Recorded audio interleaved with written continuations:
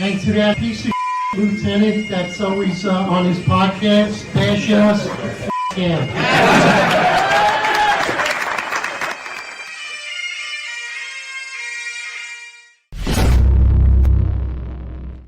Attention to roll call. That's right. Good morning, everybody. 8:05 live Eastern time. And of course, we have an awesome guest on for you today, Pat Brazen. I already feel the vibe offline. We were having a good time. You could already tell. I mean, super great guy, super impressive. You're going to be just as impressed as we are. But before we get into this awesome guest, this episode is sponsored by The Key. So if you're out there, you're ready to get promoted within the NYPD, your success is their success. So get the course now. Your code is Finest Unfiltered, $6.99. Get that $150 discount. Jump into The Key and get your success now. Get promoted. Make Sergeant the NYPD. Have an illustrious career. So good morning, John. Good morning, Pat. Pat, it's a pleasure to have you here. Pat is a former NYPD, a man of accolades. He was the man of the year for policing and law enforcement. First NYPD police officer to be honored with that. He's also an entrepreneur. He's also a contributor to different media outlets, also a philanthropist. I mean, we could go on and on with the different accolades. Pat Brazen, it's great to have you here. Let's just jump into it. If you could tell us a little bit about yourself so people know a little bit about you. And you also grew up in the South Bronx. You worked in the South Bronx. We have a lot in common. If you could tell us what was significant in your life. Were you part of a deity, or what was significant for you to join law enforcement? Well, first of all, guys, good morning. Good morning. An absolute pleasure. It's always nice for me to speak off the record, so to speak, with a couple of lieutenants without getting charges or being in any kind of trouble. So I got to tell you that alone feels good for me. You know, I was always in the hot seat, but you know, son of the Bronx, born and raised, born on the Grand Concourse, the Champs-Élysées, right by Yankee Stadium, and I was, I was a tough Bronx kid. I had a pretty hard scrabble upbringing. My brother was a heroin addict, so that informed me on what not to do, and it was a driving factor, 1,000%, in my decision to join the NYPD, because I was joining not to take cats out of trees, not to cross old women at the corner. I certainly did and would, maybe not the cats, but certainly the old woman. And the fact is, my motivating drive was simply to lock up every drug dealer, lock up all the guys with the pistols. I didn't really care that much about burglars and the other crimes. It was really drugs and guns, and lock them away for 100 years in Attica. That was my goal. And when I came on the department, it was very clearly defined in my mind. My goal was to lock up 1,000 guys. 999 wasn't going to do it, and 1,001, who knew? Maybe, but 1,000 was the number. And I got hurt in the line of duty, and I was at 863, and it killed me. And these are true numbers, and the vast majority of them were really bad guys. There was very few, lightweight collars. And I had seized, at the time, when I retired in 96, over 500 loaded guns from the streets of the South Bronx, from the 4-6, which is where I was the whole time, just shy of 14 years, 13 and a half. And, a lot of other guys were doing the same thing, and girls in the 4-6. It was the rock and roll 80s and 90s, and I got there in 84. And the reality is I was there, very fortunately, as it was surreptitiously, for the opening day of crack, of all things, right? Like Major League Baseball, crack had an opening day. Crack landed in the city in 85 of March, roughly. I ascribe it to the High Holy Day, St. Patrick's Day, without any material evidence to support it. But that's about the time that the city really, really got dark. I mean, it was madness. Zombies, rolling around with AMP carts, with body parts in there's, chainsaws, all different levels of madness. That was the most dangerous square mile in the country, right? The 4-6. 100%, and it's interesting, and I'm glad you brought that up, because I went back to school and got my master's, and my master's thesis was exactly that. I was able to prove through substantiated census facts relative to number of folks who lived in the 4-6 and the 7 major crimes. And the 4-6 precinct was far and above the most dangerous square mile in North America, 1,000%. And I will take credit for coining that phrase, because I had it on about 1,000 T-shirts that we sold to build out the gym, because I ran the gym in the 4-6. And I also ran the New York State Shields, which was an organization I started back in 1989 in November with my old partner, John Fleming, who is now a writer. So I call him Flemingway now. He's no longer Fleming. He's Flemingway, the writer, right? So myself and John started the Shields. I'm not sure if you're familiar with it. It's still running along. A one-star chief, Eric Hernandez, has it now. But we started with 80 members up in the Bronx in the 4-7 in the 9th Division at the Eastwood Manor. And when I stepped down in 95 as the president, we had 7,000 members. We were the largest fraternal organization in the country. And I got to tell you, our whole operating premise was honoring the guys and the bosses that supported the guys, and the guys that were sleeping in Central Booking. They were sleeping in arraignment on the floor, processing these animals through the night. And those were the guys we honored the first Tuesday of every month. And we did it I was president for, I think, 4.5 years, but a great organization. And that's where I met Rudy. We honored Rudy as Man of the Year. And at the time, he was running up against Dinkins, and he was running against Susan Alter, Herman Badillo, Dinkins. That was the team. And I remember Eric Adams and the 100 black men in law enforcement and the Guardians, who were, we went head to head a real lot. They had thrown the weight of their executive board for the Guardians behind Badillo and Dinkins and Susan Alter. So myself and John Fleming went up to Rudy's office at 666 Fifth Avenue, and we said, we have a board of 32, and we will throw our weight to protect you. And as it turned out, we protected him, his wife, Donna Hanauer, his children, Caroline and Andrew, his mother, the building, the headquarters where his mom lived, the whole thing. We were in for a penny, we were in for a pound, and it was fantastic. And we became great friends. And all the guys, except me, I was the only one who didn't go, all went to the detail. So I brought in a bunch of lieutenants, buddies of mine. They all got the money. All the guys got grade. I had grade. All the captains flew up the rank, all of them, because we went in. We were with Rudy in 91, 92. And then when he was mayor, everybody went over to Municipal Protection Unit. And he's a great guy and still a great friend. I've had him on my radio show a few times since we started the radio show, only 6 months. I'm a rookie at that.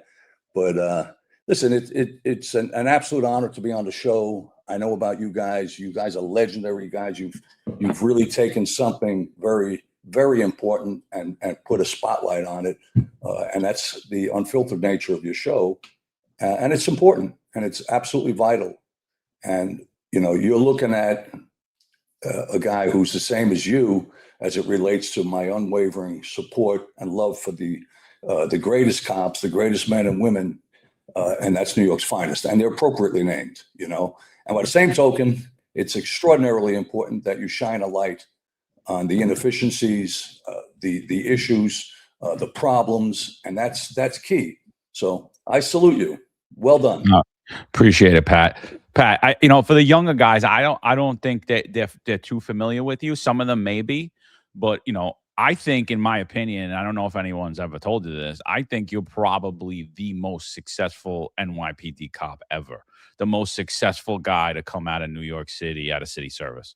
And I mean, in business after the NYPD. I don't know if anyone's ever coined you with that, but I mean, just looking at your resume, looking at the companies you built after, the things you did after, I think your story is really important because you come from humble beginnings. You come from humble beginnings, you go out, you do the blue collar work. And now, you're a success story, and I just want, so we're honored to have you on here, and we kind of want to walk a lot through your story today. Sure. and just, if you could just get into that, like how you grew up, and you pointed out an important thing before we got on. You said I think you said there were 400 guys in the 4-6. Yeah, I think at the end it was close to 500. Parking was a horror show. That's why I always took a motorcycle. Yeah, Always. 500 guys in the 4-6, where today most commands across the city have just shy of 100 guys. Some of them have even less.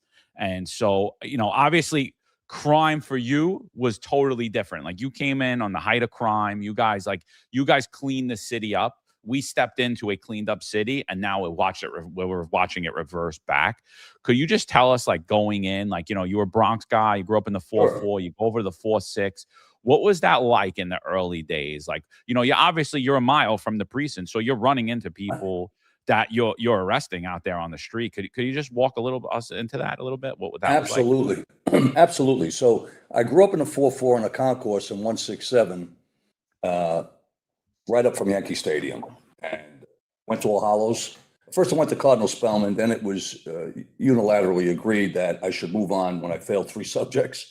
And I went over to All Hallows and played hockey there. We beat Cardinal Hayes. I was a decent hockey player, but then we had a team of great hockey players, and had a great time there. And then when my family hit the first $500 million in Powerball money, when the big money came in, we moved 4 train stops up to Bedford Park in the 5-2.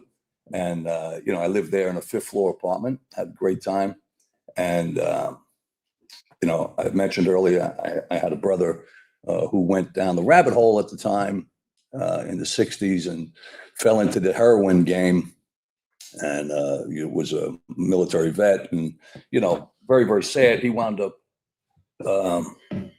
getting killed, got hit by a train, of all things, years later when he came back. And I was laser focused from minute one that I was going to lock up all the dealers and all the guys with the guns that protected them. And it's interesting because it's a funny story now. I took the test in 79. Excuse me. I don't believe I was even eligible at the time to get appointed. I was off by a couple of months, and I failed the psychological. And the reason I failed the psychological was because I indicated somewhere in the test that my desire was to lock up everything that moved, all the criminals. I didn't really have interest in the other elements of policing, like giving summonses and stuff like that. I didn't want to ride a horse and mount it. I didn't even want to ride a motorcycle, even though I was a motorcycle guy my whole life. I just wanted to be an undercover guy, an anti-crime guy, locking everybody up. So sure enough, I go up to Montefiore when I appealed it. I went to Montefiore and I sat with another psychiatrist because I still didn't get the game, how to play the game. And I submitted again and failed a second time. Wow. Actually, the psychiatrist agreed that I shouldn't go on. The guy I hired, I gave him $500. I can't make it up. I gave him $500 because you shouldn't be on the department. So I'll never forget, I was at the mailbox submitting his report, which was negative. And I just last second, I said, let me figure another way. And believe it or not, a captain from Transit named Sal, he's got about 19 vowels in his last name. I don't recall. He was from Staten, Italy, by the way, from Staten Island. He took an interest in me, and he coached me on how to appeal, what to say and how to do it, and I ultimately passed. And at the time, they were rejecting a lot of white guys, according to the captain. I didn't really know that personally. I just knew my case. And the amazing thing was, years later, I got the New York State Police Officer of the Year, which was kind of a big deal because the state police always got it. NYPD had it one other time, and I knew the guy. He was a friend of mine. He was a hero of mine. His name was Bobby Guns. He was the king of the guns. He was 10 years ahead of me. His name Bobby Gallagher. Bobby got it in 82. I got it in 91. And when I was up at Albany receiving the award from the governor, and I was the keynote speaker for the memorial at the same time, sure enough, the captain came up. He was retired. He drove all the way up, which was pretty damn cool of him, That's to see good. me because without his guidance, I would not have ever been on the police department. So, you know, if he's listening today, and I have no doubt that he would be, because this is the type of show that's in his DNA. Listen, thank you. I salute you.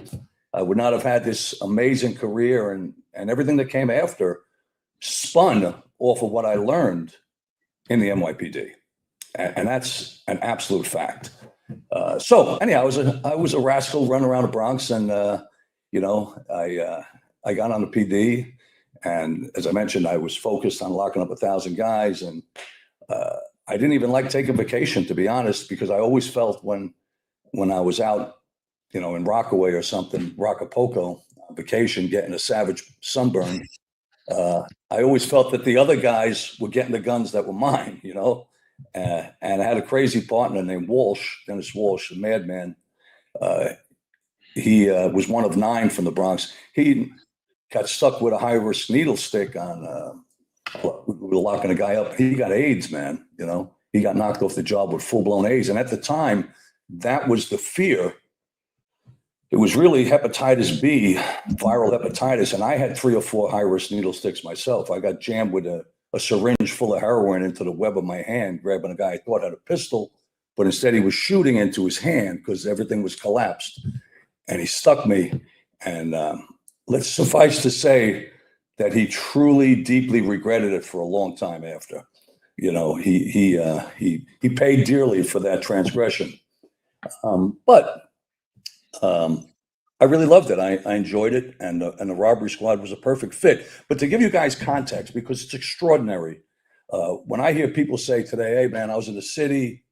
It's so out of control. Crime is so wicked. I seen some junkies shooting dope over on 7th Avenue by the Garden." I said, let me be crystal clear. I happen to know the numbers. I have a crazy mind for numbers. And I wrote the paper, my master's thesis, on the most dangerous square mile. In the 4-6 alone, well, let me give you a broader context for the audience, the younger folks. In 1991, let's pick that year. It's a very bad year.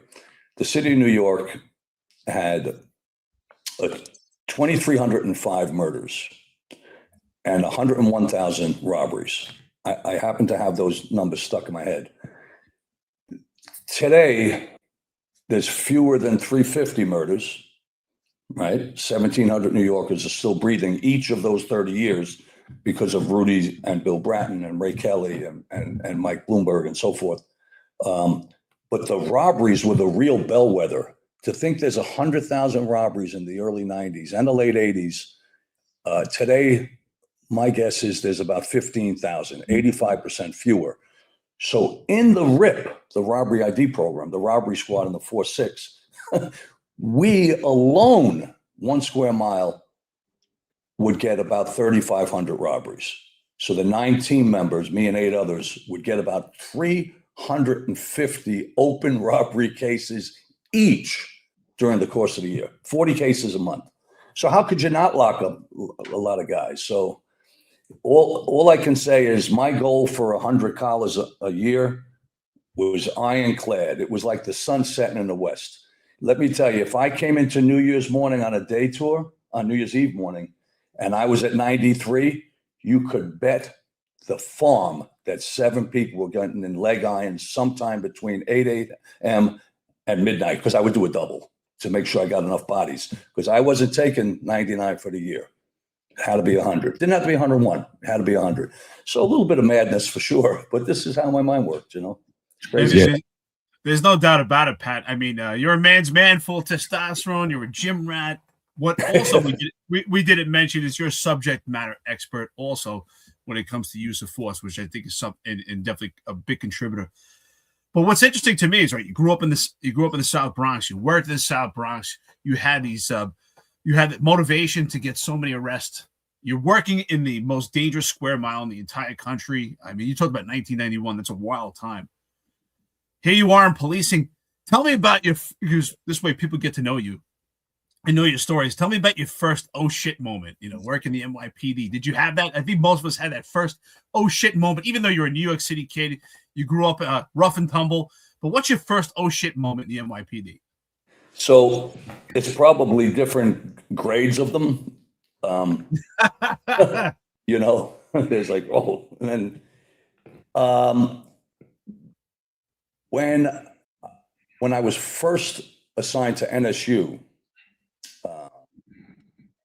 I realized in the 9th Division, I was working in the 4-8, and I realized that numbers dealers, low-level, pot dealers on the street and so forth, the cops didn't lock them up because there was a prevailing post-snap paranoia amongst the bosses that, uniformed patrolmen didn't make summary arrests for low-level crimes like that. And I categorically rejected that. I made it crystal clear. And I was not just a rookie, I was in NSU. And I would, I tell the bosses, the sergeants, mostly my patrol sergeant, who looked at me like I had two heads. I said, if I'm on this post,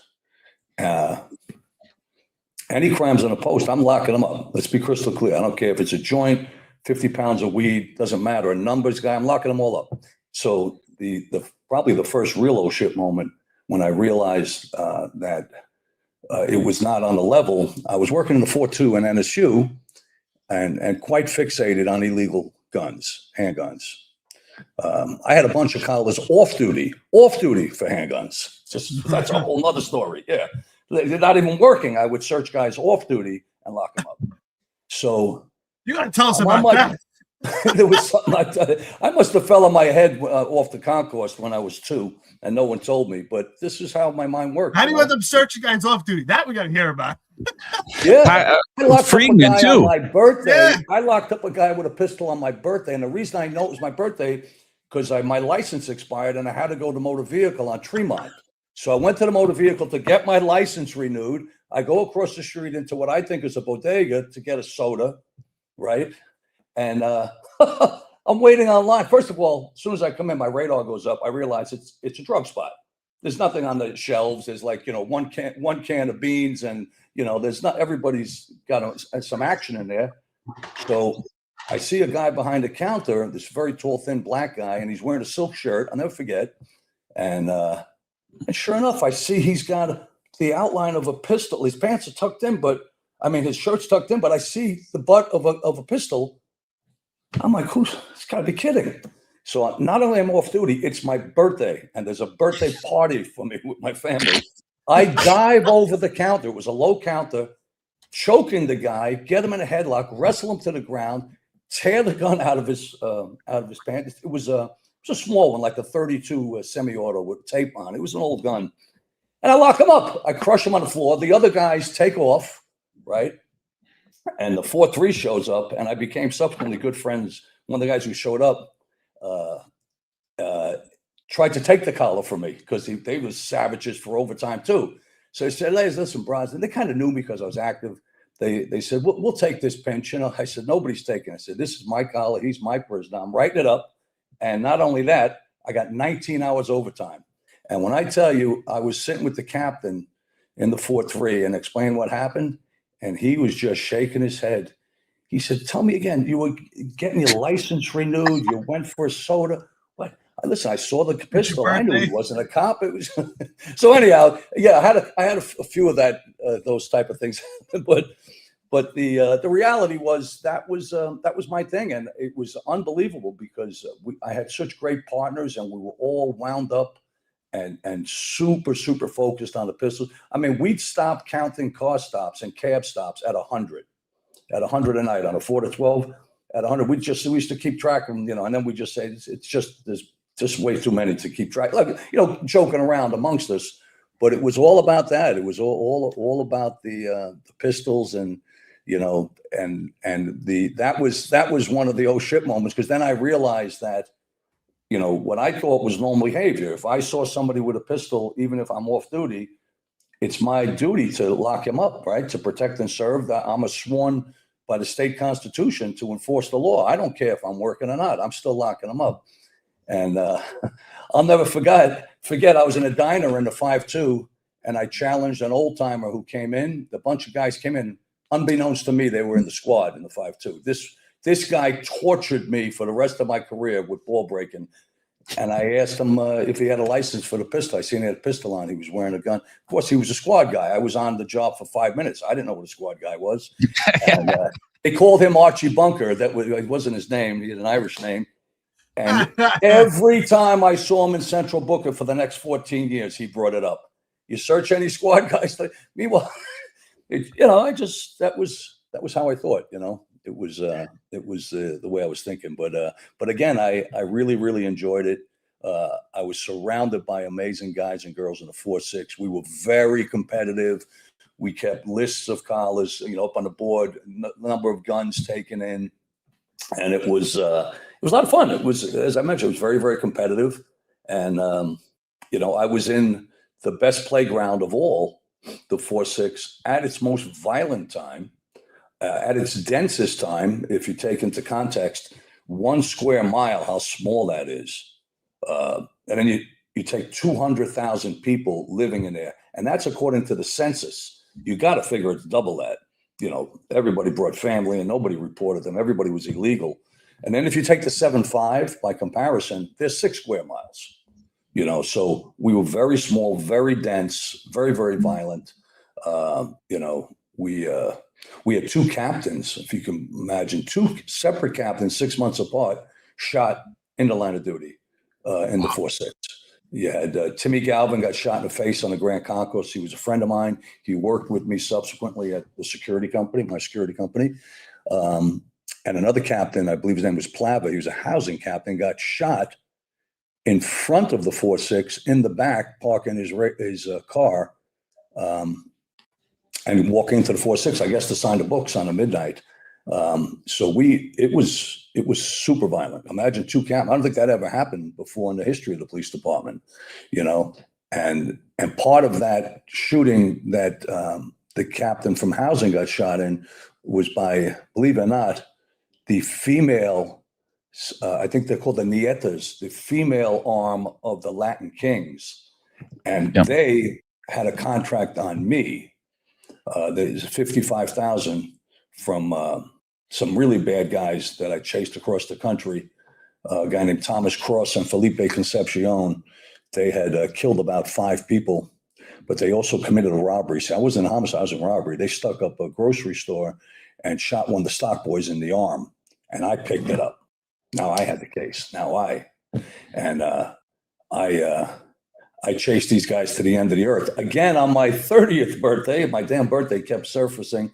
I went on America's Most Wanted with John Walsh. I was on there a few times, and I pled to find these guys, and I ultimately did. It was probably one of my top cases ever, and as a result, I got them 50 years in prison each, and they put a contract on me for $55,000. And I remember telling the captain in field internal affairs, I said, for $55,000, listen, I killed myself for $55,000. That's a lot of cash. I had no bread, and he just shook his head and, kicked me out of the office. But they gave me a shotgun. They gave me a take-home radio.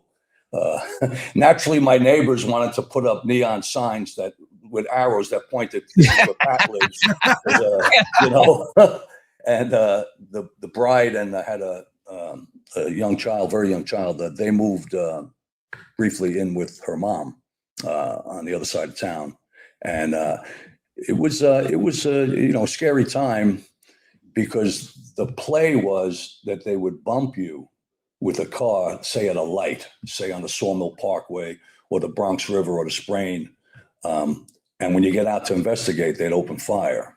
So that that was the operating thinking of how they were going to execute the contract. I always carried 3 revolvers. I never had an automatic, and I was in a bunch of shootings. But it's interesting. At the end, they forced me to go and take the Chiefs course and get the Glock. They gave me a Glock. I promptly gave it into a gun shop in town, and I got myself another 38 snubby, a J-frame 2-inch. But I always carried the 3 revolvers, and it's a funny story. You'll appreciate the context. Judge Judy Scheinlin's husband, Jerry Scheinlin, is an amazing man. He's still alive. He's a friend of mine. But as a young detective, I just wound up in front of him a lot on trials, on Wade hearings, on Huntley hearings. Just seemed to be, I just was in front of him a lot. He was more than fair to me. He was really a terrific guy. And I recall I was on the stand for, I locked up a really bad guy. And you talk about a hard case, a guy who had been in Attica about 10 or 12 years. He was built like steel. And I got involved with him in the back of a cab. I was searching for a pistol, and it was a whole big thing. And a round went through the roof of the cab, and it was just madness. And I'm testifying on the suppression hearing. So I say in open court, I said, so anyhow, I said, I finally get the gun off of him. He had a 45. And then I had, I put it in my waist. So I had the 4 guns. So Shineland stops me. He goes, where'd the other guns come from? I said, well, and then I asked him a question. I said, Your Honor, what's the weapon of choice today? So I turned to him. He said, 9mm in the street for sure. I said, how many rounds? So he knew his guns. He goes, 16 plus 1 in a pipe, he says. I'll never forget. I said, well, I carry 3 revolvers. I carry 2 6-shots and 1 5-shot. 17 rounds. He looks at me, he says, sounds perfectly reasonable to me. And it was unbelievable because that's exactly what I always carried was the 3 revolvers. How'd you carry them? How'd you carry the 3 revolvers? I had one on my ankle. I had the model. I had one on my waist, my Model 10, the 4-inch Model 10. And then in a belly band, I would carry Detective Special. So I had 2 6s and 1 5. And then I carried a couple of speed loaders always in my pocket. I'd have some kind of windbreaker on, and it was for 6 rounds. So I was out of luck with the 5 round. By the way, if I ran out of bullets on the 17 rounds, I was going to just throw the speed loaders at them. But it was. Did you wear a vest back then? All the time. You did. Okay, that's good to hear. Yeah, all the time. I had a metal plate in it too. My mom sewed a pocket in, so I was able to drop a ceramic plate in it. It's funny because I had an S on it for Superman. And I'd wear the vest outside at the time. It's just craziness. And they'd say, oh, my man, Superman, I said, no, scumbag. That's not the S is for Superman. It's the S is for scumbag because I'm coming for you and it's not going to be pretty. And it was, but I always wore a vest. And, it was just a funny story with Shineland. He was a terrific judge. And when I'd lose one, he would say, I can't give you them all, Pat. Can't give them all to you. I said, I understand, but you could give me a few more. You give me a few more wins. It's cool. I'll take a couple more wins. So Pat, what was your plan if your call got bumped? What were you planning on doing? Because obviously you knew that was how they would get you. That's how they would try to get you. Like, what did you have a plan that you were working through in your mind? Like what you would do? Are you just drawing down? Are you driving off? What was your plan? Like if your call got bumped in the back? In relation to that, that threat? They have a hit on you. You got a $55,000 hit on your head. You know this is how they're gonna try to get you. Like did you have like something you were running through? Yeah, I did. I mean, I was a guy who spent a lot of time in the range. I learned how to shoot lefty. I'm right-handed, and that was the whole thing. In the shooting I was involved with, I killed a guy righty and lefty. And I remember the captain said to me, Brosnan, he's looking, he goes, you're right-handed. He said, what is this left? You killed a guy lefty and right. What do you do? I said, Captain, I said, when you go up to the range, all you big shots, I said, you're sipping cappuccino with your pinky ring on inside. I said, I'm the guy outside in the rain and freezing, practicing righty, practicing lefty, practicing in the dark, practicing this, taking cover. He goes, I don't even drink coffee. He's actually a funny guy. He was actually a good guy. I said, it's not about the coffee. I said, I'm just breaking your chops. I said, but I said, I taught myself to shoot lefty in case I broke my hand or something. I couldn't use my right hand. But the plan, my first plan was no matter what happened on the road, I was probably not going to stop. In other words, if somebody bumped me at a light on a sawmill, pitch black with no lights, I wasn't going to come out because even though I had a shotgun and I had 3 pistols always, well, off duty, 2 pistols. Still to this day, two pistols, an air weight 357 and air weight 38. They're both 11 ounces unloaded. They couldn't be lighter. But I was not going to come out unless it was a really bad accident. I'd be forced to come out because I didn't know how many guys would be in the car. It wasn't, I wasn't looking, I wasn't looking to get into a crazy shooting and get hurt. But I was just really, really, really cautious. And that level of head on a swivel, eyes in the back of the head, eyes in the sides of the head, that was something that has boded well for me throughout my life. I still have that today. Like I'll never sit in a restaurant and not face the door. I get on a train, I'm checking everybody out. It's just kind of a thing that is ingrained in me and my DNA over those many years of being kind of on edge, because I did have other threats as well. I was an active guy. I made enemies. There was quite a few enemies actually.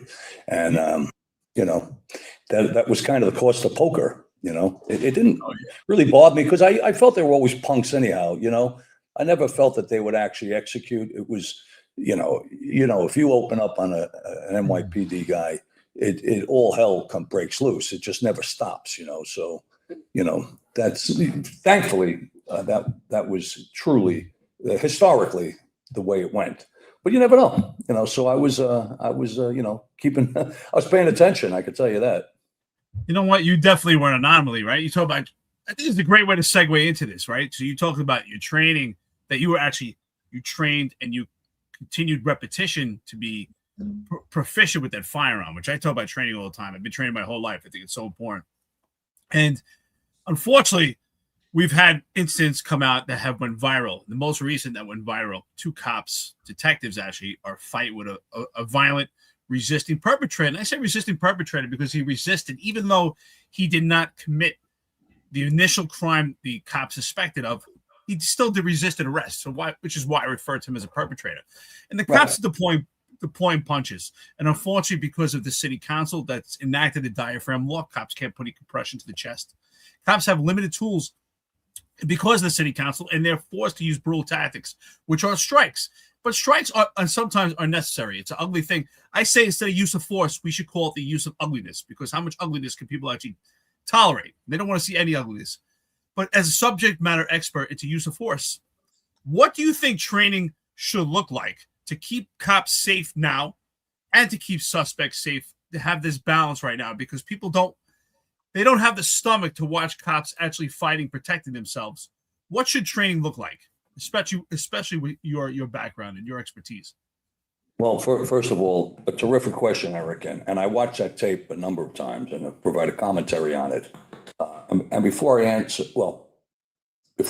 and I explained to people that how extraordinarily difficult it is to lock up someone, to actually get one hand behind the back, another hand behind the back, have the wrist close enough to snap 2 cuffs on, not just one, get the other, without breaking the perp's hand or breaking his arm or knocking him out. And I used an example many years ago. We were on a buy and bust up by North Central Bronx Hospital in the 5-2. Myself and my partner, his name was Vinny Lopane, a monster power lifter, 5'5", 275, 5'5", 275, 500-pound bench. John, taller than you. A gorilla.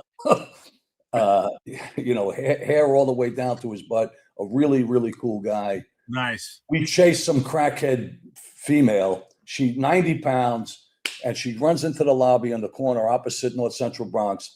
And she's in the lobby, and she's trying to ring all the bells at once to get into the building, right? But nobody's ringing back because it's the Bronx. Nobody rings back. And she's stuck. So we walk into the lobby. It's probably 12 by 12 feet, and we're just casual. And all right, put your hands behind, this. So she leaps on Vinny, bites him in the chest. We had to go to the hospital, a human bite. I'm laughing so hard that this little tiny crackhead was mounted on and bolted onto Vinny that I'm not paying attention, and she kicks me squarely between the legs, and I go down. Now Vinny's laughing, but we're not really laughing because she's trapped in there. So anyhow, she fought like a tiger. a tiger, an unbelievable tiger for both of us. And listen, we were both in shape. We could not get our hands together without breaking her arm. And I think ultimately we dislocated her shoulder to snap them together and get both cuffs on. And that's an example that I use when people say, yeah, why don't they just lock them up? Why is they got to be violent? Why they got to punch them? Why they got to lay on top of them, put a knee on their back? Because people don't surrender easy. They want this thing out here, this thing called freedom. They don't want to go in. They don't. I locked up 863. Not one guy ever thanked me and said, "Yo, detective, that was cool of you to put me in for a while. This is cool. I'm gonna love missing Christmas and missing my old lady, and thank you." No one wants to go in.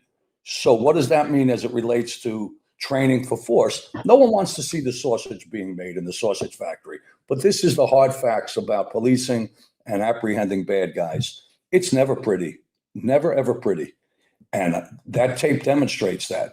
So I think the whole continuum of force, this methodology of training as it relates to use of force under the state and federal mandates, right?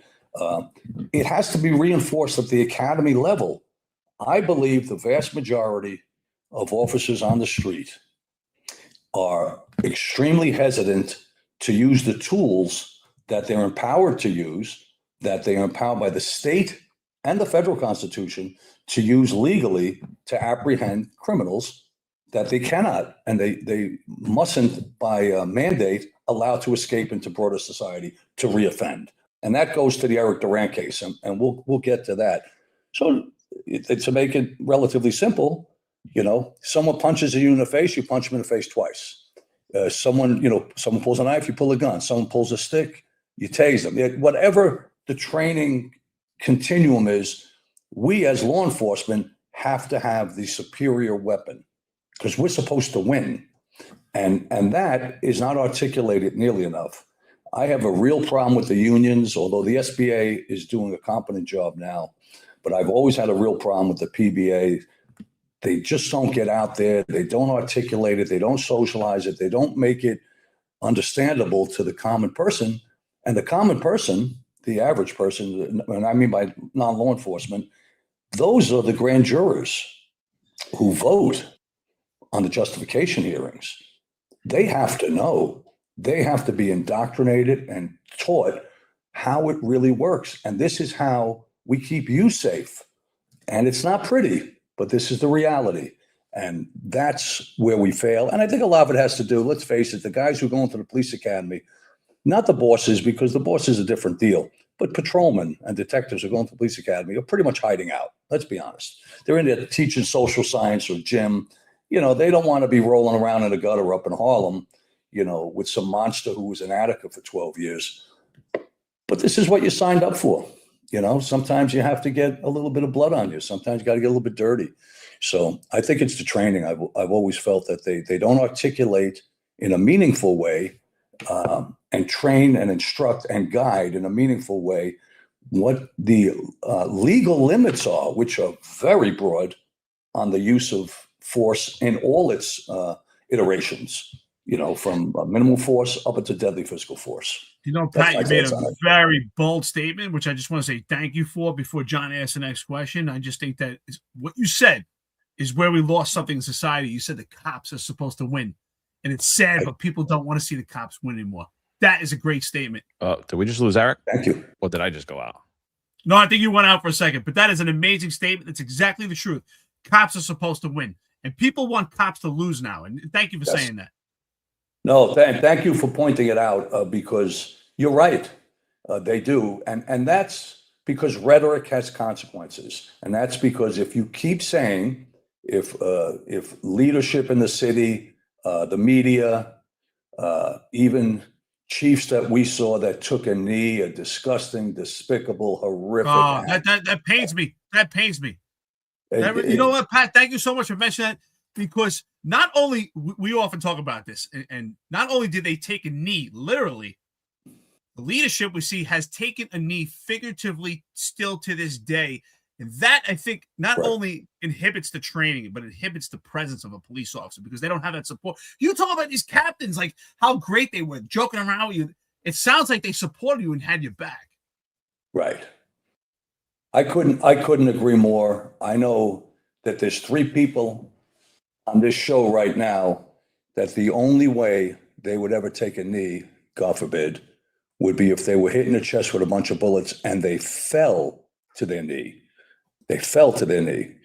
Because I know, and having just met you guys, but also doing my own homework on who you guys are and what you've done and what you believe, that would never in 1,000 centuries happen without being shot to your knees. And it's that type of subservience, it's that type of denigration, and it's that type of disempowerment of the great officers in the NYPD that's disgusting and reprehensible to me. And it's been going on for a while. De Blasio was really horrific, as we recall in 2014, when he was chanting up in Harlem on numerous occasions about the kill the pigs, eat the pigs, burn the pigs, all this horrific, poisonous vitriol, all this polluting the minds. And then what happens? Some savage in Philadelphia gets on a bus on a Saturday afternoon, comes up to Brooklyn, works his way over to a radio car where the 2 officers, yes, the two Lou and officers, Ramos. Exactly right, Rafael Ramos and his partner, and executes them while they're having a roast beef sandwich for lunch in their radio car. I went out of my mind with that. When that happened, I was on fire. I went after de Blasio like a banshee. I mean, I just never stopped, never ever stopped. At the time I was extremely active on Fox.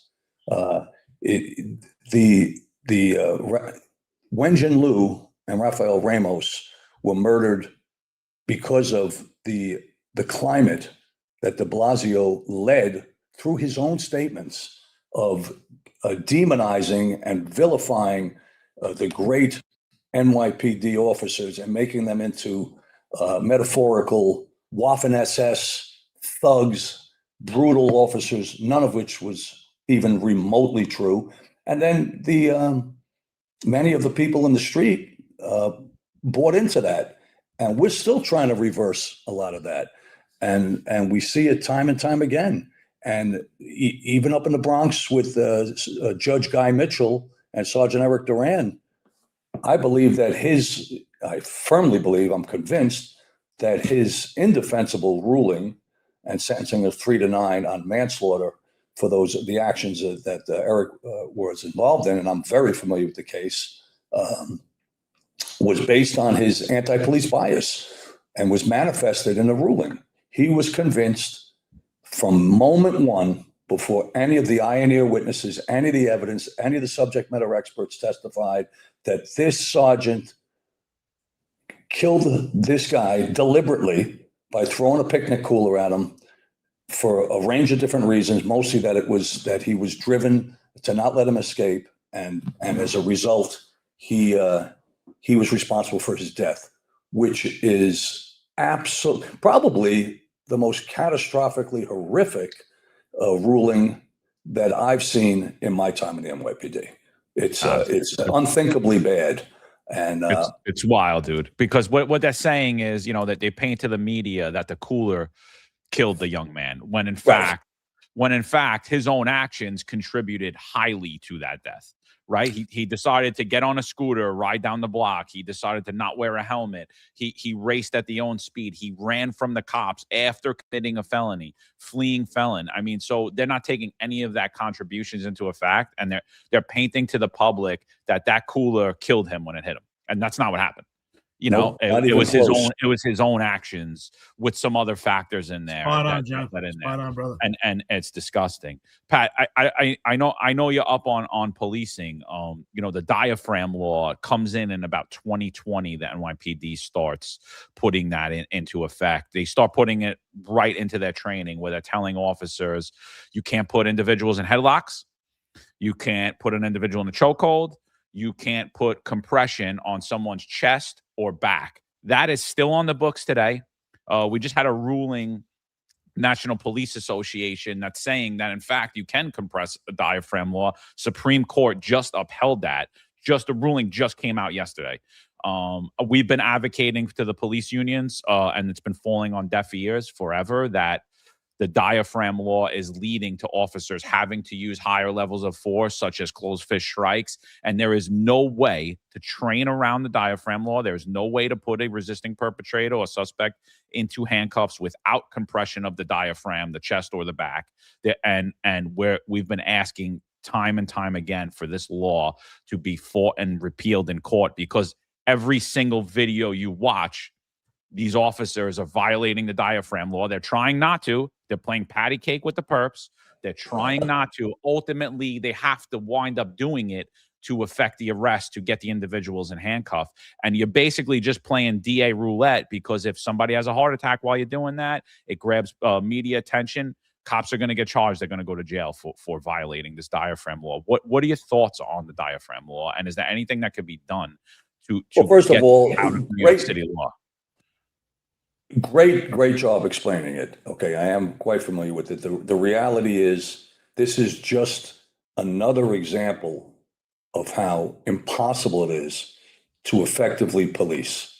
And to think that an officer, as you reference, and it's very appropriate, is playing patty cake with some stick-up guy or some rapist, robber, or murderer, because the whole time he's trying to place him under arrest. And we spoke about that earlier, how impossible it is to get the cuffs on someone who does not want to be cuffed.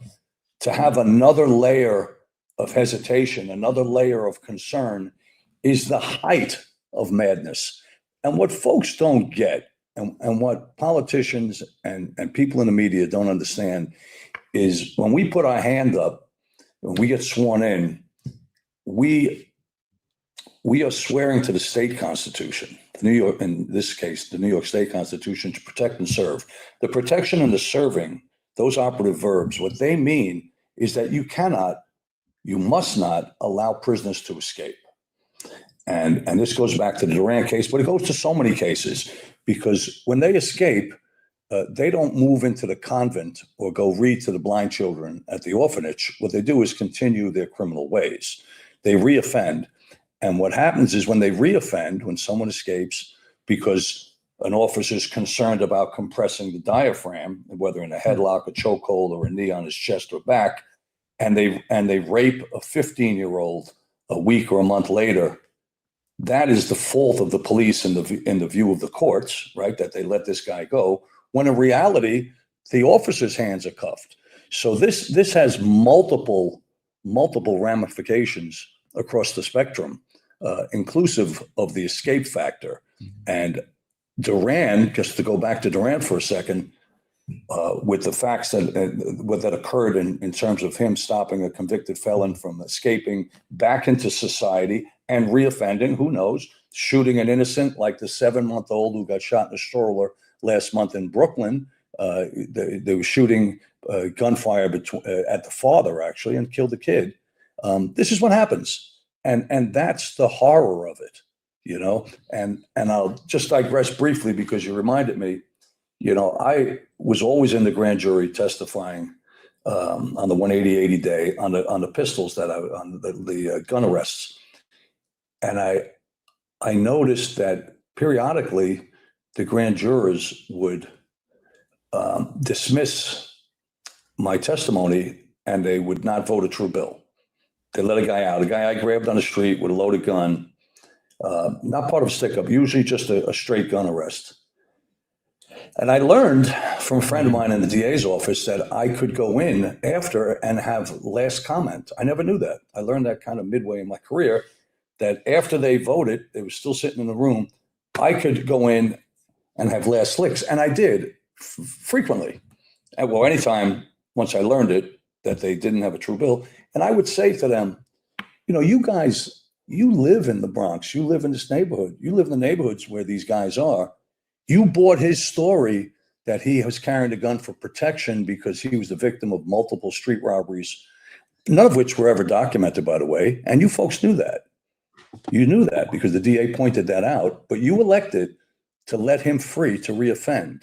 So shame on you. Shame on you. And don't go crying when a bullet comes through your window and something really bad happens, or you're walking down the street or walking your little doggy and you get hit by a bullet. You let him out. And I used to scold them. I would scold them in the grand jury box. I'd go back in. Of course, it had no impact. It just felt good to me. But this is just, just another manifestation, just another example of how the police are doing an impossible job. An impossible job in New York under Mamdani. Tish folded on this last one with the arrest in the bodega with the two narcotics guys. And then Duran, thankfully, the SBA is stepping up. And I'm glad to see that. I have always been underwhelmed by the unions, particularly the PBA. I never thought that they or any of the line organizations supported the guys in the street. I never felt that. You know what's interesting, Pat? So we're talking about this judge, right? You talked about Judge Shinlin that you had a good relationship with, who is actually pro-police. So now we have judges that are just completely biased, have a total disdain for police. So there's an old cliche saying we all know as cops, right? I don't care if you're NYPD or if you worked in LA. We all say you'd rather be judged by 12 than carried by 6, right? Sure. But even with that old saying, most cops, when they're in a pickle, would go to a judge. But unfortunately, we've come to a pinnacle point in history now and in this country where going to a judge could actually lead to the demise in your life and actually end up like Eric Durant in jail. So we see cops throughout this entire country, not just the NYPD, getting jailed, getting prosecuted, and getting sentenced, including Eric Durant. So my question for you is, what do you because this is a thought, it should be on cops' minds right now, that God forbid I get into a pickle, you don't have to worry about termination, but a potential sentence. What do you tell a cop right now that's facing potential prosecution? Does that cop go to a jury? Does that cop go to a judge? What do you say to a cop today that's in that pinnacle moment? It's the ultimate Rubik's Cube, because there's no clearly defined answer in today's climate of so much anti-police bias and so much rhetoric that has contaminated the minds, including the minds of judges like Guy Mitchell. I always felt he was underwhelming. I remember him quite clearly in 91 and 92 and 93 in the Bronx DA's office. And I looked at his history, and it's horrific, his sentencing history. But to the question, so historically, as you very astutely point out, an officer who gets in a pickle would select a bench trial, would select just a judge. And they wouldn't want to roll the dice with the residents, say, of Bronx County or Kings County. They might with Staten Island or Queens, right? But if we stick with Bronx and Brooklyn and maybe even Manhattan, there's some really legitimate historical concern with the jurors coming in with an anti-police bias. So you go now with the judge, but now the conundrum is the Rubik's Cube of it all right now, particularly in the context of what occurred with Sergeant Duran, is that the appeal process is exponentially more difficult when it's a bench trial. That's the real catch here. So to try to overturn that, and he has fantastic attorneys. I know them. I've done support work with them in my business on the investigative side, litigation support. Andrew Quinn and John D'Alessandro are amazing attorneys, defense attorneys with a stellar win record, an amazing win record.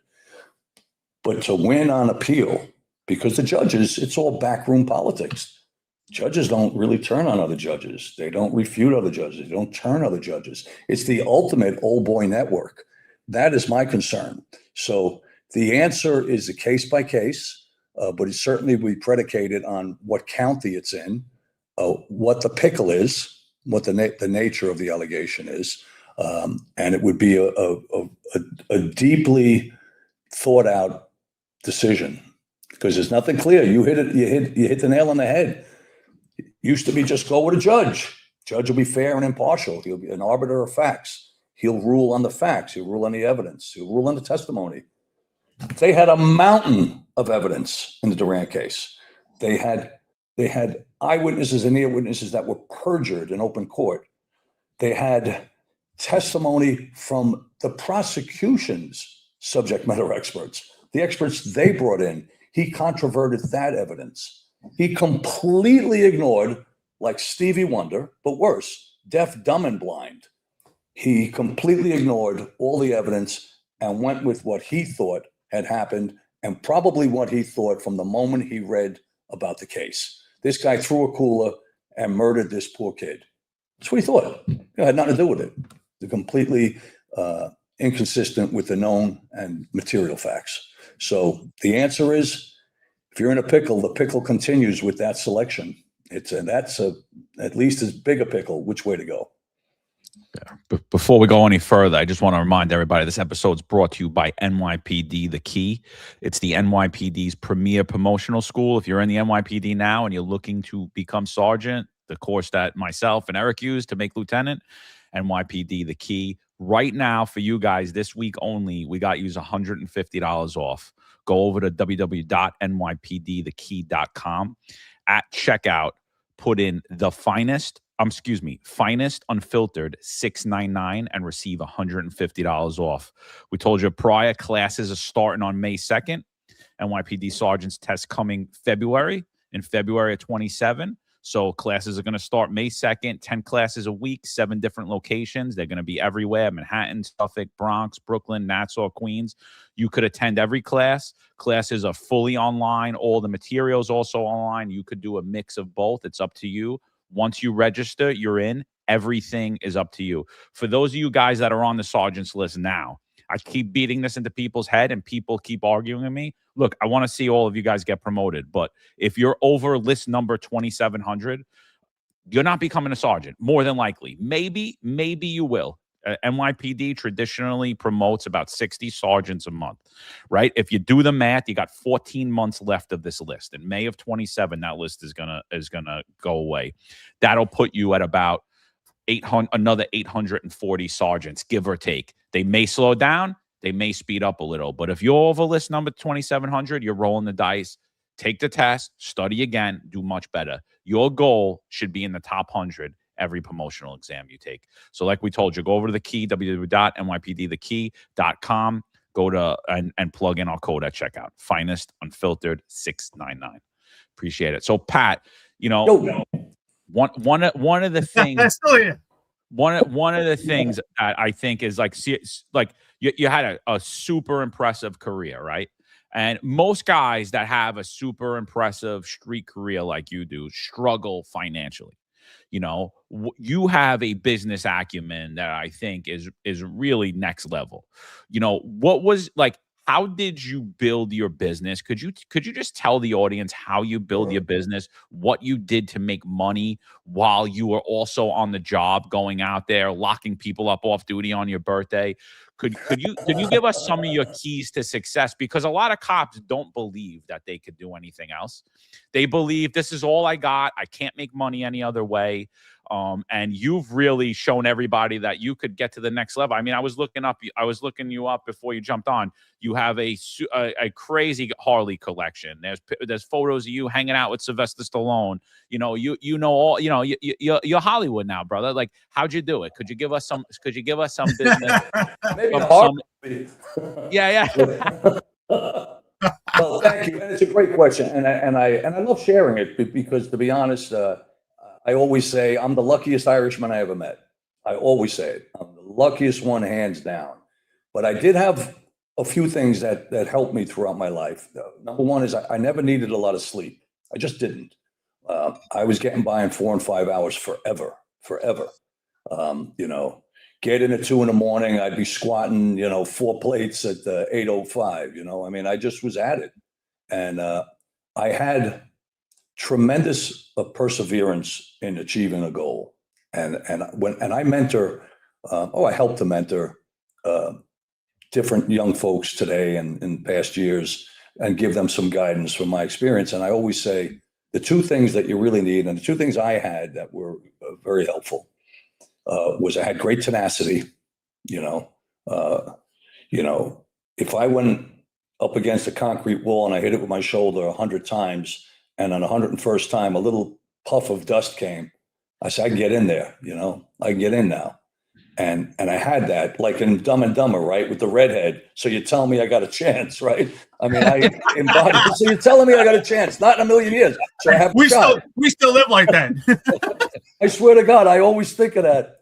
But I had that, and I also had resilience. I also knew that there was going to be a lot of downtimes too. A lot of times where you failed and you had to just keep going at it. So it's not just tenacity. You have to have the resilience to just kind of get up, dust yourself off, and keep at it. And I had that. And I was very fortunate to have in the business, a lot of my leadership had the same thing. I was able to bring in the best and the brightest, and I paid up for it. I didn't mind. I paid up because I didn't want them to leave. But to the business, I always did have business acumen. When I was running around in a 4-6, I had 3 teams of guys scraping floors. We had a few contracts. So there's some funny stories. I would be off the Central Book, and I had a little Jamaican guy who passed away, great guy named Stout. He had passed away subsequently, and little guy, and the floor equipment's very heavy, particularly the big sander. If you ever seen it, it's a beast. And to get it up 5 flights in a walk up, it's tough. So what I would do in the morning is, before I went to the work, I would bring it up and I'd leave Stout and his guy there, and they'd work all day. And then he'd beat me, because there was no phones. He'd beat me with a code, and I'd have to come back. And sometimes I'd have prisoners, sometimes 3, 4, 5 prisoners in the car with my partner. And on our way to Central Book, and I'd pull off up in the North Bronx, and I'd say to my partner, listen, I'll be right back. I got to go carry the sander down for Stout. And I'd have to carry it down. And I got the prisoners, I'm covered. I'm in a bulletproof vest. I mean, it was just madness, and there was a lot of that. I had I had tenants. I'd take a 2-family, make it a 5-family, right? I mean, it was crazy, and they would show up and bring the rent to the robbery squad, and we had a PAA there, a fantastic lady named Joan Spivey, and she'd say, Pat, I think you have 2 witnesses in for a lineup or for a show up or to look at books. They're waiting in the burglary office. I said, no, they're tenants. I said, they come up, they just want to pay the rent. Just give them a receipt. So I had a little boring office in the robbery squad, but I always kept very busy, but I juggled a lot of balls.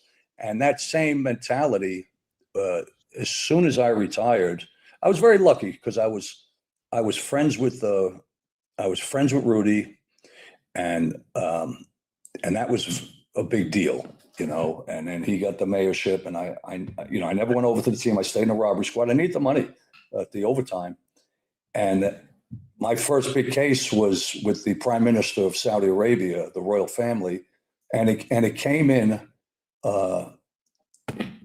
it actually came in through Bill Bratton's Jack Maple. They basically got a lead from a prize fighter in Brooklyn named Mustafa Hamshaw. He was a Syrian fighter, fought Marvin Hagler to a standstill, really tough cookie.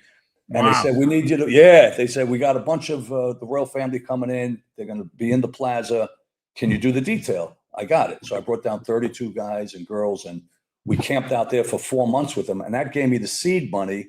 And I set up a PI office initially in my basement of my house where I lived in Pearl River in New York, in Rockland, because I had moved from the Bronx. Town. That's Cop Town. Yeah. It was all kinds of madness. And then we gradually grew it. And the same exact mentality that I had to lock up 1,000 guys, I had the exact same mentality to have 1,000 employees. Exact same number. And it was ironic, because where I stopped at 863 because I got hurt with the NYPD, I'd get 550 employees, then we'd lose an account, I'm back to 470. I'd get 710, we'd lose the account, I'm back to 650. And I was constantly pushing to get to 1,000. I didn't really care about 1,001. I just felt about 1,000 people working for me. Even if I made 25 cents an hour on each one of them, I was making some pretty good shekels, and I could buy more motorcycles with it. I mean, that's how I looked at it. And it was all about buying bikes. That's the only interest I had. I always had lots of bikes. More floors, more bikes. Exactly right. Yeah, it was. I didn't even have a car. I still don't have a car. I have a truck. That's great. I can pull a trailer with the bikes. I don't own a car, and I have no interest in them. But the crazy thing was, once I got to 1,000, I swear to God, it was the craziest thing, guys. We were at 2,000 lightning fast, because we hit a tipping point where now we were a player. So we qualified on a lot of bids. We qualified on a lot of RFPs, where the first line was, do you have 1,000 guys working in similar capacity, service line? And we had it. And next thing you know, we're 2,000, and we're 3,000. And we ultimately hit 7,000 Wow. 7,000 employees, which was mind-boggling. And to make it 1,000 times worse, because it was so tough to make payroll, the federal courts decreed a couple of years back, maybe 7 years ago, 8 years ago, you can't pay them every 14 days. You have to pay them every 7 days. I said, we can't even make 14. We want to pay them monthly, never mind biweekly, and now it's weekly. So it was a horrendous Herculean lift to make the payroll every 168 hours, every 7 days. And that was really, really tough, but we figured it out. We figured out how to do it. I sat with clients and I explained to them, listen, we're not big shots. We're small shots. We have no idea. Forget what their website says. We're small shots. We can't make payroll. We need you to pay us quicker. I'll come down on a bike. Give me the check. I was super aggressive, and that's how we did it. And to be honest, I could never have done it. I could never have built the PI business, never built the security business, never have done anything in the basement. You could never even have been able to manage the detail for 4 months with the prime minister, who was the king's brother, number 2. He was number 2 in line, without getting my PhD, right, at UCRS. What's UCR? The university on the corner of Ryer Avenue, UCRA. I got my PhD at the 4-6 on the corner of Ryer Avenue. And that's what we always say. Where'd you go to school for your graduate work? UCRA. I would not have had the investigative ability, which I learned so much from the great guys ahead of me who were tremendous old-time first graders. They knew everything. It didn't matter if they had first. A lot of the thirds were even smarter. But all the stuff I learned in the PD about process, policy, protocol, structure, discipline, adherence to reporting, time and attendance, everything overlaid itself and informed my ability to take a business from a basement with just me, and I had a secretary, Deirdre, me and Deirdre staring at each other at buddy desk like in the squad. And we had, no clients. And we had 1 client, 2 clients. When I sold, we had 5,000 clients, maybe 4,000 clients. It was just without that PhD I received on the streets in the NYPD, could never, ever, ever have done it. And that's a fact.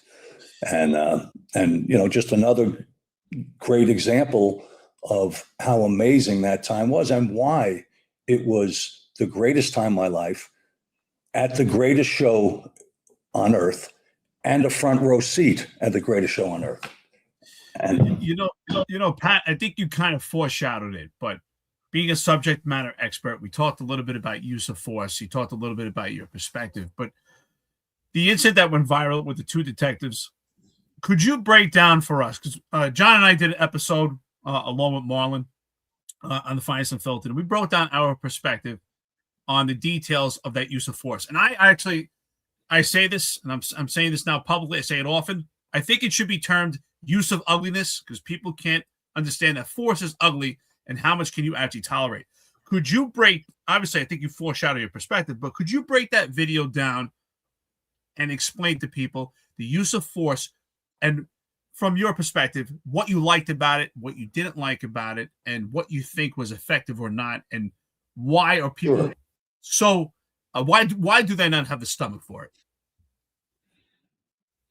well, so let's start with the last question first. Why the general public doesn't have the stomach for seeing how the sausage is made in a sausage factory. Use that as an analogy, right?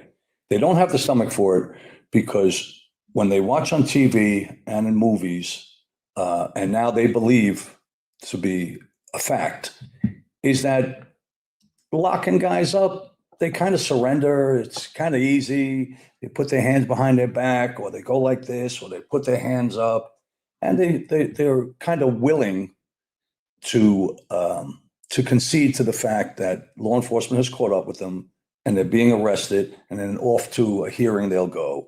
And it's all kind of nice and pretty and structured and smooth. None of that is even remotely close to the truth. And people don't particularly like the truth because they don't know. They don't know just how difficult it is to arrest someone, to subdue someone, to capture someone, and ultimately get them as your prisoner under your custody and control with a pair of handcuffs. The journey from initial encounter, and we'll get to the tape, which is, hey, you're under arrest, you got your guy, you make an ID, and you grab him, to the end of the journey where he's face down on the floor, he or she, their arms are behind their back, and the handcuffs are securely fastened, is a very, very rocky, tumultuous, and violent journey if the perp decides to resist. So what does resist mean? And this is what's important for the folks to understand, in the general public. Resist is when they fight you, because they don't want to go in. They fight you. They refuse to allow you to get their hand. They headbutt you. They kick you. They run. They roll. It's like trying to grab a tiger by the tail. And we saw it with this guy who was a good sized guy. And both of those detectives from narcotics were also pretty big, beefy guys. They looked like they were in shape. And that even further demonstrates the point how difficult it is to demonstrate, and how difficult it is rather to contain and actually incapacitate to the extent that you can get the cuffs on. The goal always being to get the cuffs on. And that's what they forget about. So what did I think there was it looked like there may have been a head stomp in there somewhere that I recollect, which is a little bit difficult to articulate in terms of the broader application of force to detain him. But other than that, that's just the way it happens.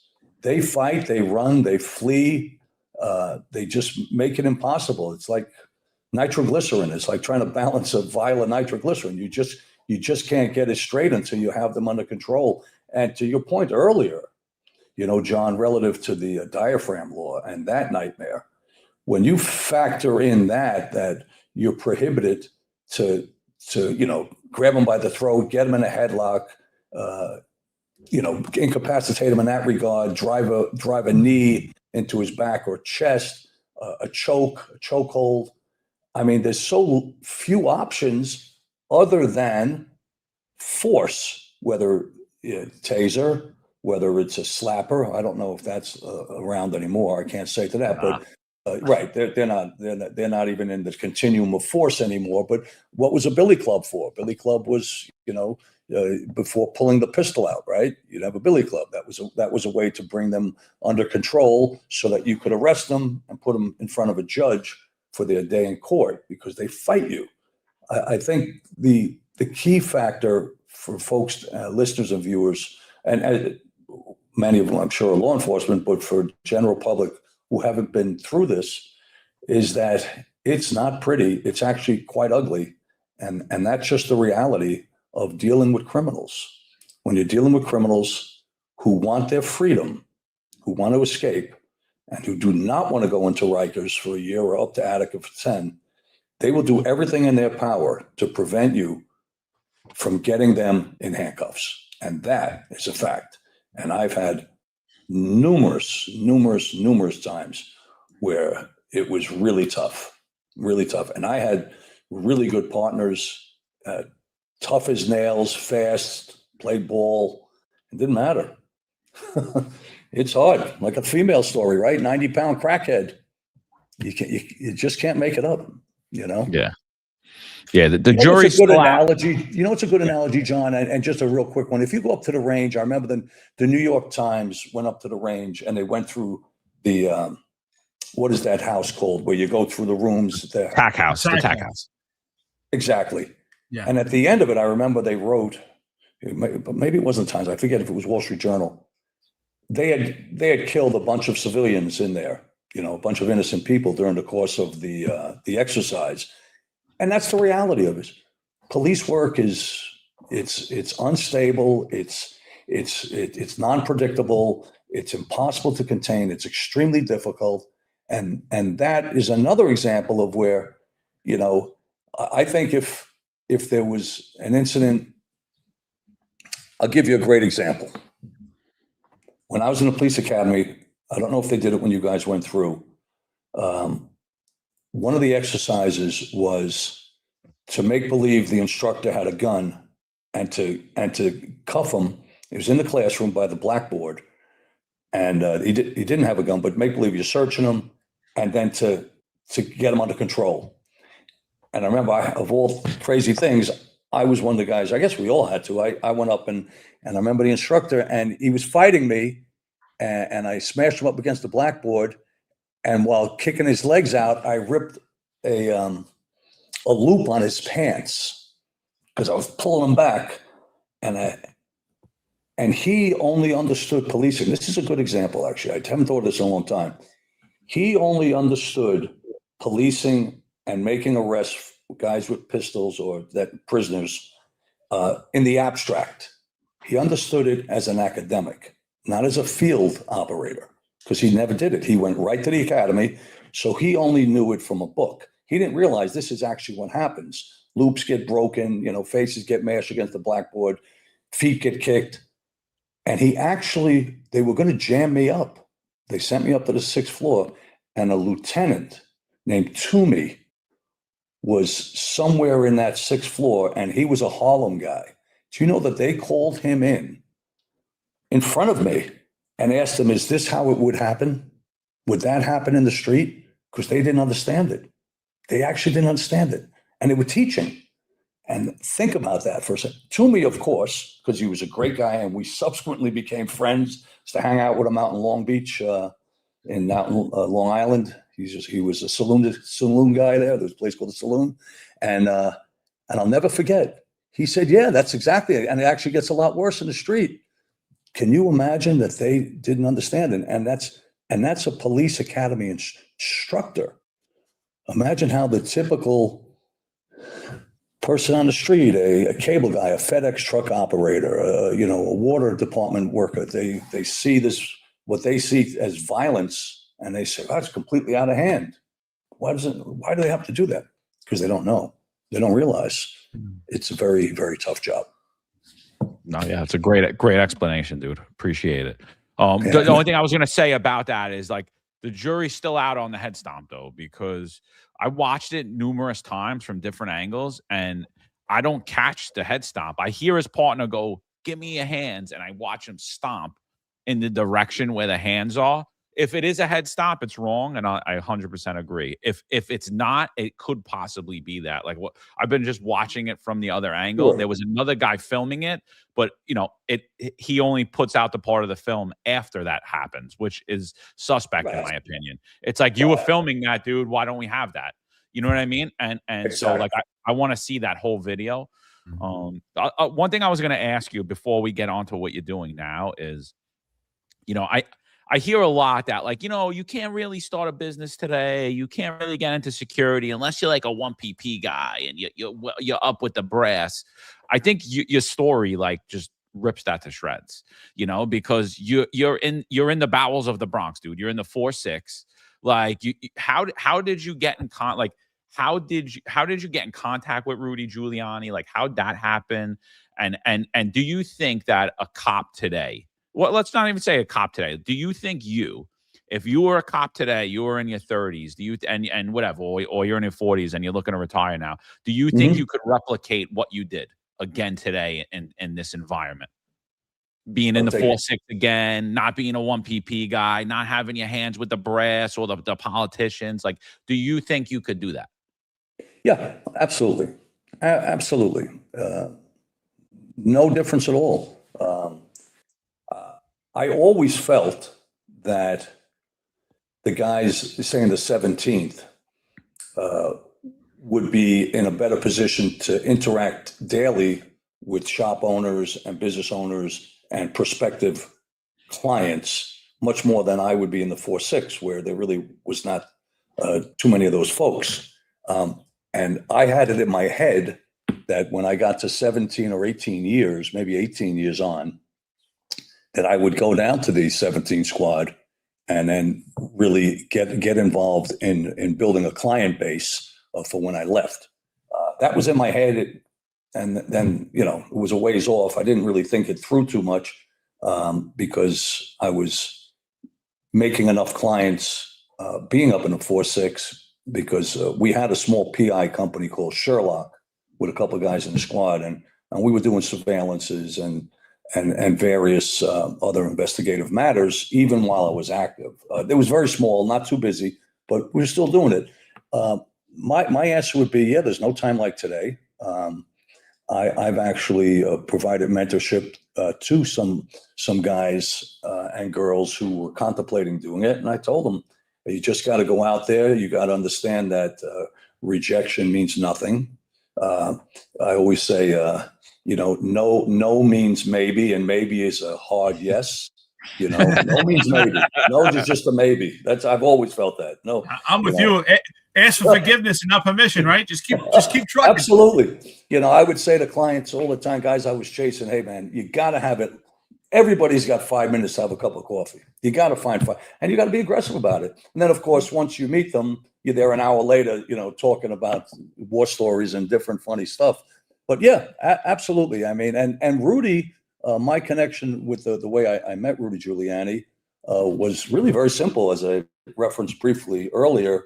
When Eric Adams was protecting Dinkins and that ticket against Rudy in 90. It was for the 93, and I learned where he was. I said, he's running for mayor. I knew where he worked because somehow I found out he was at 666 Fifth Avenue. He was a rainmaker down there in a law firm. He had left the U.S. Attorney's Office. We got an appointment with his secretary, who I became friends with, Beth Patrone. Her husband died and towers went down. He was a captain, fire captain, great guy, great friend of Rudy's. And we went down, we just got on his calendar. We went in, myself and John Fleming. We sat down with him, we introduced, we were 2 active 4-6 robbery detectives. And we're the head of the Shields, President, Vice President Shields. And we said, we want to provide protection, free, pro bono. We believe in you. We believe that you'll be amazing for the city. And I'll tell you a great Rudy story. And I've said this a few times on my show. We were out in Staten Island. First time I was ever in Staten Island was with Rudy on this day. I was never in Staten Island before. Never got that far west. And we're riding in the van, and John Miller was with us, and Christine Latigano, who was now the head of tourism in New York, but at the time she was a press secretary. She became press secretary for the mayor. So we pull up, we're in the van all day, and we pull up by Show World on 42nd and 8th Avenue on the west side, right? And this was Times Square around Halloween, about a week before the election. And it was kind of a warm night. And Rudy says, let's get out and stretch our legs. So of all places, 42nd and 8th. So myself and John think it's great because we really want his support on the police. So we take a walk from Show World on 42 and 8th on the west side of the street. We go up to 7th Avenue, and then we cross the street. We come back down west on the other side of the street. In that walk, during that walk, Rudy got hit for heroin, coke, methadone, weed, prostitution, hairless Portuguese children, every imaginable crime. He got hit. Now, nobody hit us because we looked out of central casting, right? We had the mustache. We looked like cops, but we were walking with him. He looked like a guy who was not a cop at the time. And when we got back, he was so astonished at the level of outright drug dealing and criminality at 8 p.m. In the fall of October of 92. We got back to the truck, and he looked at us. He goes, that's going to change. That's going to change. And he went off on a bit of a rant about it. And he called Caruso, who was the president of the union at the time, and he was giving him hell on the phone. And that began his transition of Times Square from a death wish still, right? From looking like the movie Death Wish to Disney World.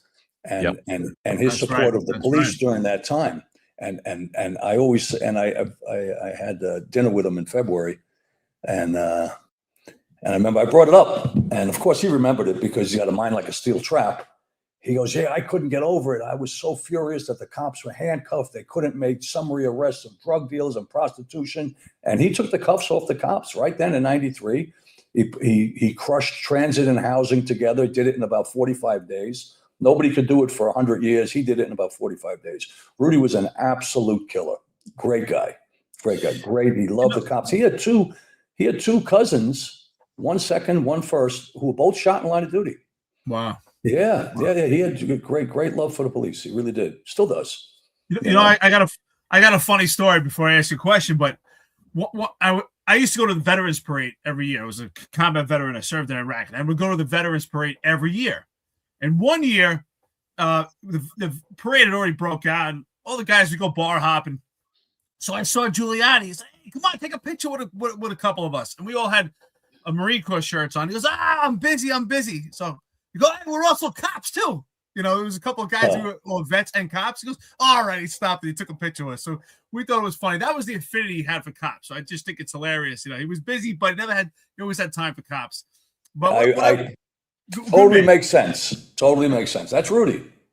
But what I want to ask you, I'm curious, right? Because we talk about your career, and you ended your career in the pre-body cam era, right? So what is your John and I often talk about this. We've done several episodes, but what is your perspective? What value, if any, do you believe the body cameras have now? And what do you think is a handicap, if any, of the body cameras worn by cops? Great question. And in some ways, it's analogous to the Rubik's Cube we referenced earlier with bench trial or jury, body cam on, body camera off. So I think on balance that the body camera is better than not. And the reason is because it can refute allegations just as quickly as affirm allegations. So it has the ability to tell the entire story because it's the totality of the story. And exactly, Eric, as John referenced earlier, I saw different variations of clips, but I didn't see the entire story on the Brooklyn matter, right? And the more I'm thinking about it, the more I believe that I read about the stomp as opposed to seeing it clearly on the video. So put this back. Good point. Well, yeah, because it's always the story, and to have the ability for an officer to provide photographic evidence, material evidence to affirm his actions, which were legal and justifiable and compliant, right, with both code and patrol guide and CPL and penal law and so forth, I think is better than not having it because eyewitnesses lie. People lie. I've seen it myself on cases I've been involved in many times. They lie because they want the bucks. They want to be part of the civil suit. They want to get a piece of the action. They get a kickback from the attorney. They will lie their face off against cops because they hate cops. They hate cops. They do. It's disgusting, but it's true for no reason at all. Doesn't matter. By the way, it doesn't matter black, Spanish. It's all blue.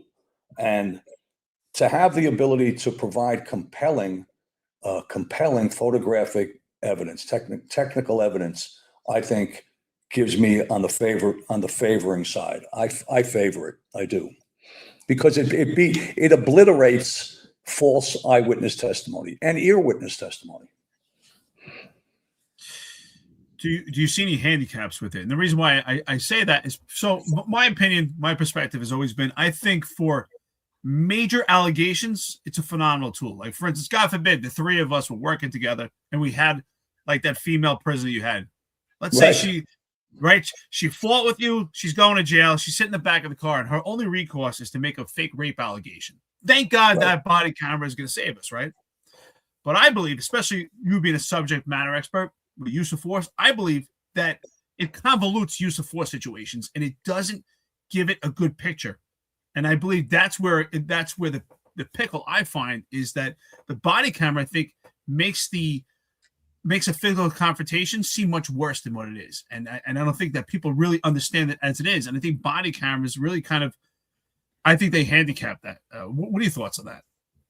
Well, I think that's a fair, that's a fair assessment because it's only one perspective on a violent action. That is a fair assessment because it's jumbled. And I've gone live many times, many times, mostly on Fox, but other programs, and dissected frame by frame, multiple camera angles, not body cameras, but multiple camera angles that picked up allegations of brutality by the police. And it could have been a shooting. It could have been, it varied. There was a lot of them. And what I've always said is that when you connect all the dots, and you look at it objectively reasonable. That's the key, objectively reasonable. That almost every time it was compliant with the law to the extent that we understood the totality of what happened. So I think the body cams on those instances would be part of it, but without, and it's a good point. It is a good point. Without having other cameras to corroborate, it becomes very difficult to obliterate perjuring eyewitnesses. That's the problem that I have. So many cases, even this case with Duran, both female eyewitnesses perjured themselves in open court. Both of them openly perjured themselves. Of course, the judge disregarded it. In that instance, would a body cam have assisted? Well, for one thing, and this is interesting, and Eric is a motorcycle guy. Were you aware that was a small motorcycle, that it wasn't an e-bike? Yes. Actually, Okay. yes. We spoke about that.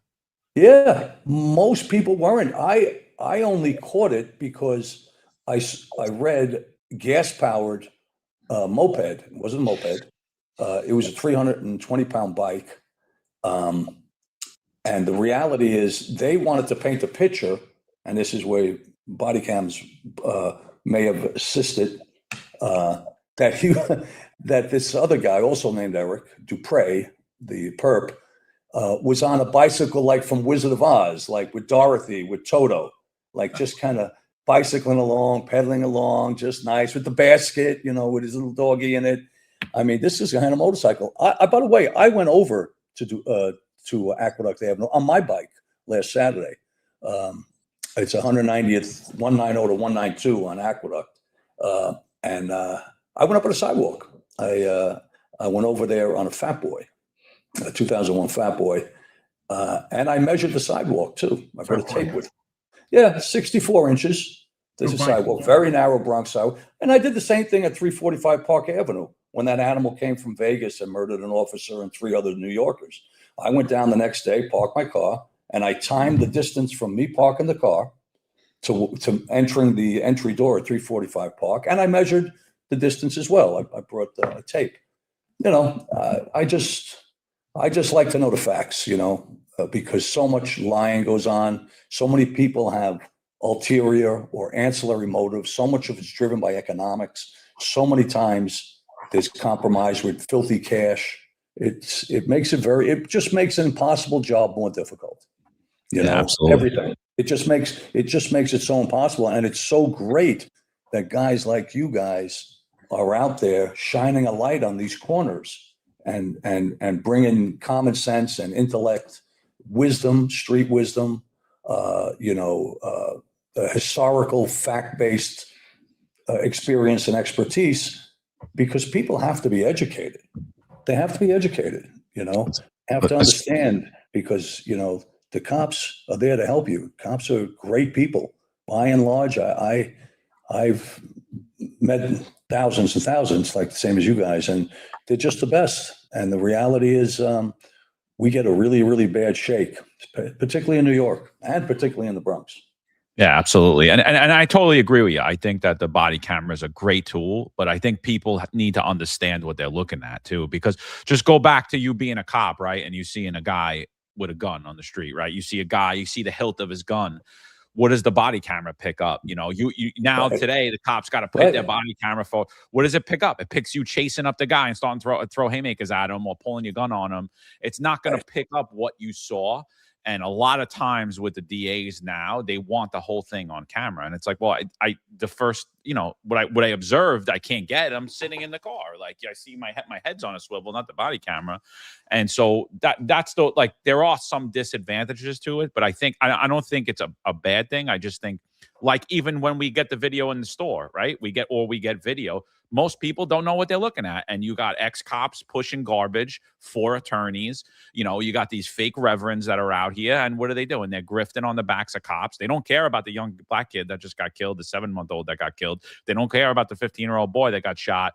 But the minute a cop punches somebody in the face, they're holding a press conference in front of one police plaza, and everybody's up in arms calling for reform. So that's the only reason. That's the only place where I see it fails, is that we're showing video to untrained eyes, and we're running a lot of times, the politicians and even unfortunately the judges are running with these narratives that are being built that just aren't the truth. Great points, because it's fragmented. And I'm certain you recall the Rodney King riots, that nightmare, right? I did another paper at the time I was in the graduate school on the Rodney King riots, and I happen to recall it pretty clearly. And it wasn't Kunstler, but it was another, and it wasn't Ron Kuby. It was another very prominent civil rights attorney. I think he was based in the West Coast. And at the time, as I'm sure you recollect, the videotape was devastating, to your point, John, to the untrained civilian eye. Devastating. Stacy Coons, and he was the sergeant, and all the other guys, beat him to a pulp with no justification. That was the operating premise, the allegation. And I opened up my paper with it. By the way, I was an English major. I can't do long division, but I was an English major. That was my was good at writing. So I write this paper, and I learned that this wickedly evil anti-cop civil rights attorney, very prominent, whose name I don't recall, call him John Doe. He finally got to see the entire tape. And this is exactly to your point, John. He saw the whole story. He saw what precipitated the event, the chase, and how it ended, and everything in between. And this was his quote. And I opened up my paper on this. After having, quote, and I quote, after having viewed the video in its entirety, comma, God help me, comma, I agree that it was justified. That's the Rodney King chase, what caused all the death and destruction, because no one had the ability and the time and the resources and the wherewithal to piece together everything that happened and provide the true facts, the true story in its entirety. And this guy who hated cops in his DNA said, it kills me, it breaks my heart, and God help me, but this is justified. Because he saw the whole tape. Never forgot that. Never forgot that. That's one of my issues with the body camera, because I think, as I said, major incidents that you could depict. And as John said, people don't understand what cops see, right? We used to talk about that cop eye, right? And I believe it's those extreme subtleties that lead to you being a good cop, right? You talk about getting nearly 1,000 arrests with illegal firearms. For instance, when you gave that story about you entering the store, it was that subtlety that you noticed that pistol that most people would probably not notice. Right. But those extreme subtleties, that those small movements, like I would make a lot of firearm apprehensions, special operations in South Bronx. It was those small subtleties or twitch of the eye that didn't fit the baseline, that led my eyes, directed my attention, that maybe others would not see, right? I always give this example. Yep. So when you're a cop long enough, when you're driving in your car, whether it's unmarked or marked, and someone's flying down the street running, and somehow you only saw them for an eighth of a second, but because you're doing police enough, you're like, that guy's running for the bus, or that guy just robbed someone. Yet, how do we know the dichotomy of it? But we just do, because people don't see what cops see. But the body camera doesn't show what cops see. And that's really one of my gripes with it. It's not that, and I get it. I think for major things, it's a great tool, but I think it's a tool, but it shouldn't be the end all be all. No, and I'm with you on it, and I think you provided excellent context for it to the extent that the fragmentation of the story, again, the total story, what really happened from A to Z, unless it's supported by independent eyewitnesses and ear witnesses, which oftentimes are compromised way too many times, or other cameras. And the good thing today is that we are a complete surveillance society. It's unbelievable. It's absolutely unbelievable. I mean, I think there's 46,000 cameras in city of New York alone under the domain awareness system that Kelly put in back in a number of years back, 2006, I think. So, I mean, that is very, very helpful. There's no question about it. But I think what's very important for your viewership to know, and I'm sure they do, but to be fully cognizant of, is that even when all the ducks line up, you get a judge like Guy Mitchell up in the Bronx, a guy who's got anti-cop hatred coursing through his veins. He's just going to disregard all the videotape evidence, although there wasn't with Duran, it wasn't videotape evidence, but all, any corroborating testimony, mountains of evidence, and just rule on his bias. And that's a nightmare. And I got to tell you, it's interesting because the very same question, I think, John, you posed it. What do you do? Bench trial? What do you advise a young active officer today? As I sit here today, I don't know the answer other than a case by case. I don't know, because I'm following the appeals process. I believe Alan Dershowitz has thrown his hat into the ring with Eric Duran's counsel, Andrew Quinn and John D'Alessandro. I think Dershowitz, so that's a monster heavyweight. But still, how do you flip a judge against another judge? These guys, that's the thing. That's the real mafia. That's the thin black line. You talk about the blue line. You're not kidding. That's the mafia, man. That's the robe, the black robe mafia, the black robe cartel. And it's horrific. It's really horrific, which is why I love seeing Trump straighten them out. I mean, I think we've done an amazing show that we haven't said the word Trump yet in there, but which I think has demonstrated great discipline on all our side. But what he's doing and his support of law enforcement, I'll tell you a great quick story. I'm in Mar-a-Lago.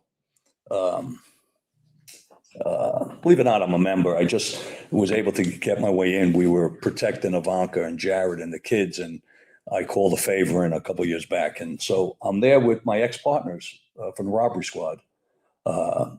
And it's 5 or 6 of us. And 2 of the guys are from Queens originally, the rest are from the Bronx. And Trump's sitting with 2 young masters of the universe, 30-year-old guys, big shot guys. And he's sitting there. And this was 46. This was in between.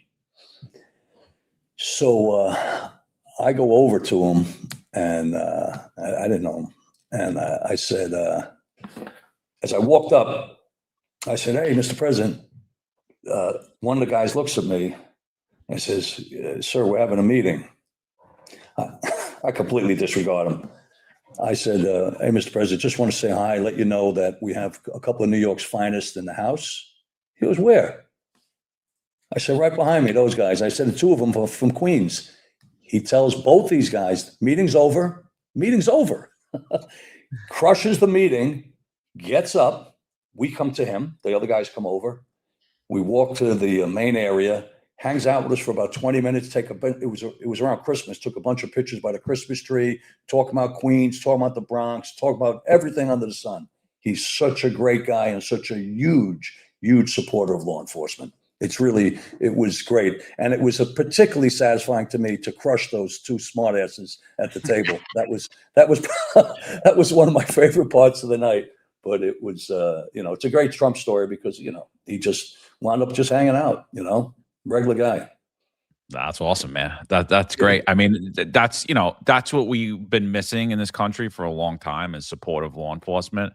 When me and Eric joined law enforcement, it was post 9/11. Everybody loved us. And Yeah. then a few short years later, we were the worst thing that ever happened to society. And it was like, and we just, the majority of our career, we've just been demonized and hated by everybody, the politicians, the media, a lot of the public. I mean, most of the public that doesn't get the attention supports you, obviously, right? The people that nobody talks to, the people that nobody knows, the guys that owns the businesses, the women going to work, the people riding the trains, like they support you. But the public sentiment that's out there in the media, I mean, almost the entirety of our careers, definitely post, as soon as de Blasio got in, it was just downhill from that point on. It was like, and it never stopped, just continuously every year it gets worse and worse and worse. He was so bad, John. I remarked recently, I think it might have been Newsmax. I was saying, we were talking about Mandami just before he got in. I said, de Blasio was so bad that he made Dinkins look like Mother Teresa. He was so horrific, his anti-police hatred. I said, but Mamdani is so wicked, so evil, such a rattlesnake, and what a bad guy he is. He's going to make de Blasio look like Winston Churchill. This was a line I threw out. And they're laughing. They say, oh, that's a great. I said, yeah, but him and his wife, he was actually on a mission to destroy New York. His hatred of the police was unbelievable. And I'm certain you guys knew guys in his detail. And meanwhile, him and the old lady were just smoking weed, getting high, banging back some joints in Gracie Mansion, to the extent that the lieutenant who was in charge of the detail, I'm told, I didn't know him, went and I forget what it's called when you go to Left Rack and you say you've been exposed to secondhand weed smoke and you get some kind of a number. Yeah. So yeah, that he's that. And of course, nobody ever reported that. There was just absolutely no end to it. But I do want to take a moment, guys, and it's important, and I think you'll love this. And it ties into the murder of Wen Jin Liu and Rafael Ramos back on December 22nd of 2014. So, and this is important, and I'm glad I just thought of it, and I thought of it because of Mar-a-Lago. So I was on fire with that, on fire. I said, what could I do? And I had seen a picture of a beautiful St. Michael the Archangel statue in Odessa, Texas. We did a lot of work in Texas, and I made a point to go see this statue when I was out that way after I saw the photo, and it's 11 foot. 1,700 pound, unbelievably gorgeous statue of St. Michael the Archangel.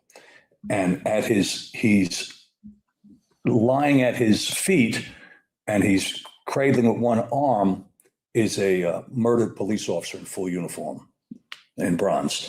And his sword, St. Michael's sword, is held aloft heavenward, which I learned is symbolically important. So I reached to the creator of the statue, who had also done the Vietnam Wall. His name is Paul, and an old timer, real old timer. And I retain him to create that statue, and I wanted to get it in a non-denominational church on 21st and Park Avenue South, where I was able to maneuver a space. And it was going to be there for all the officers murdered in the line of duty, but particularly the double murder in December of 2014. And I get some clients together because it was a big number. It was quite expensive. And I got some donations. And at the time, the business was still growing in 14. We couldn't fund it entirely. And what happened, and it's exactly to your point about, we were heroes, and then all of a sudden everybody forgot. Time went 6 months later. The supporters backed out. I don't know, Pat. It's kind of political. It's this. I want to do business with the city. It's very, being very. Bottom line is, it went sideways. Didn't get it done. Didn't commission it because we didn't get the monies. I had the spot, but we didn't get the commission. So it always stayed top of mind. And about a year and a half later, I had some luck in the business, and I called Paul back, and I decided to do it myself. And he gave me a nice discount on it, but it was still a pretty big number.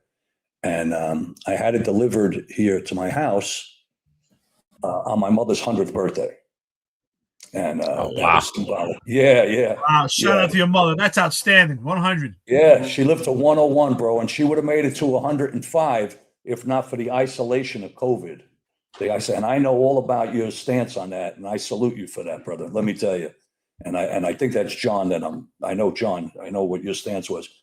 So I get it delivered on her 100th birthday, and it lives in my driveway. And what I do is I figured out a way to transport it. We put titanium wheels on. I'll send you some pictures. It's unbelievably beautiful.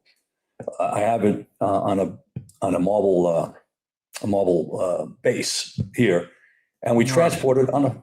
What else would it be, Eric? With a motorcycle trailer. We figured Really? a way to get it onto a hydraulic trailer. Yeah, a hydraulic trailer goes down like a spatula.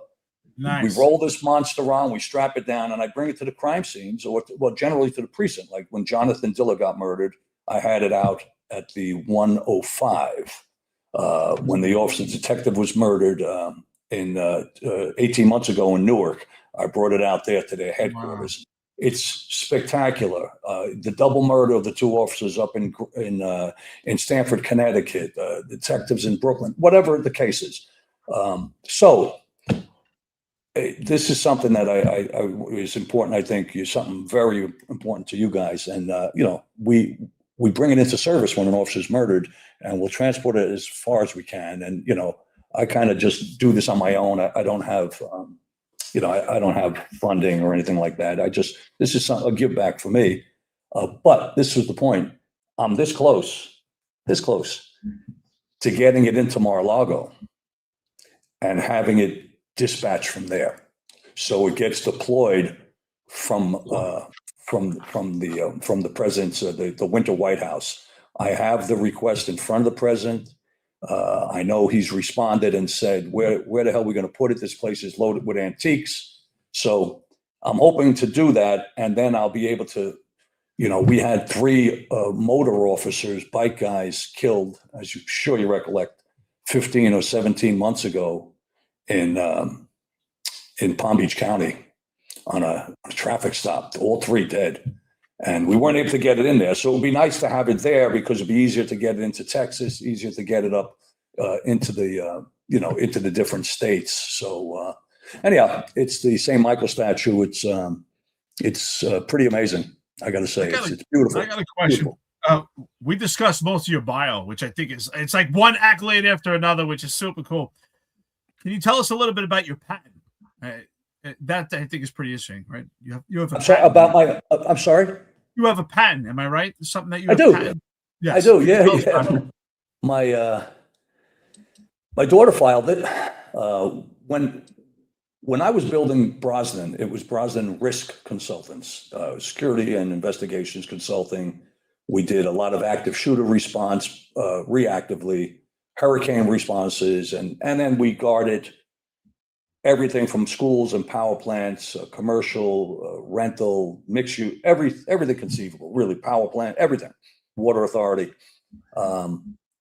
So I designed with my son, he did all the work, but I had the vision of having a command center. And now, Eric, you're a military guy. You understand the importance of command control, communication, and coordination. And I'm sure, John, from your time as a commander in the NYPD, this level of omniscience where we would know where every officer is within 1 foot of where they were standing and where they were 30 days ago. And we designed this amazing command center. It was the command center alone was 10,000 square feet.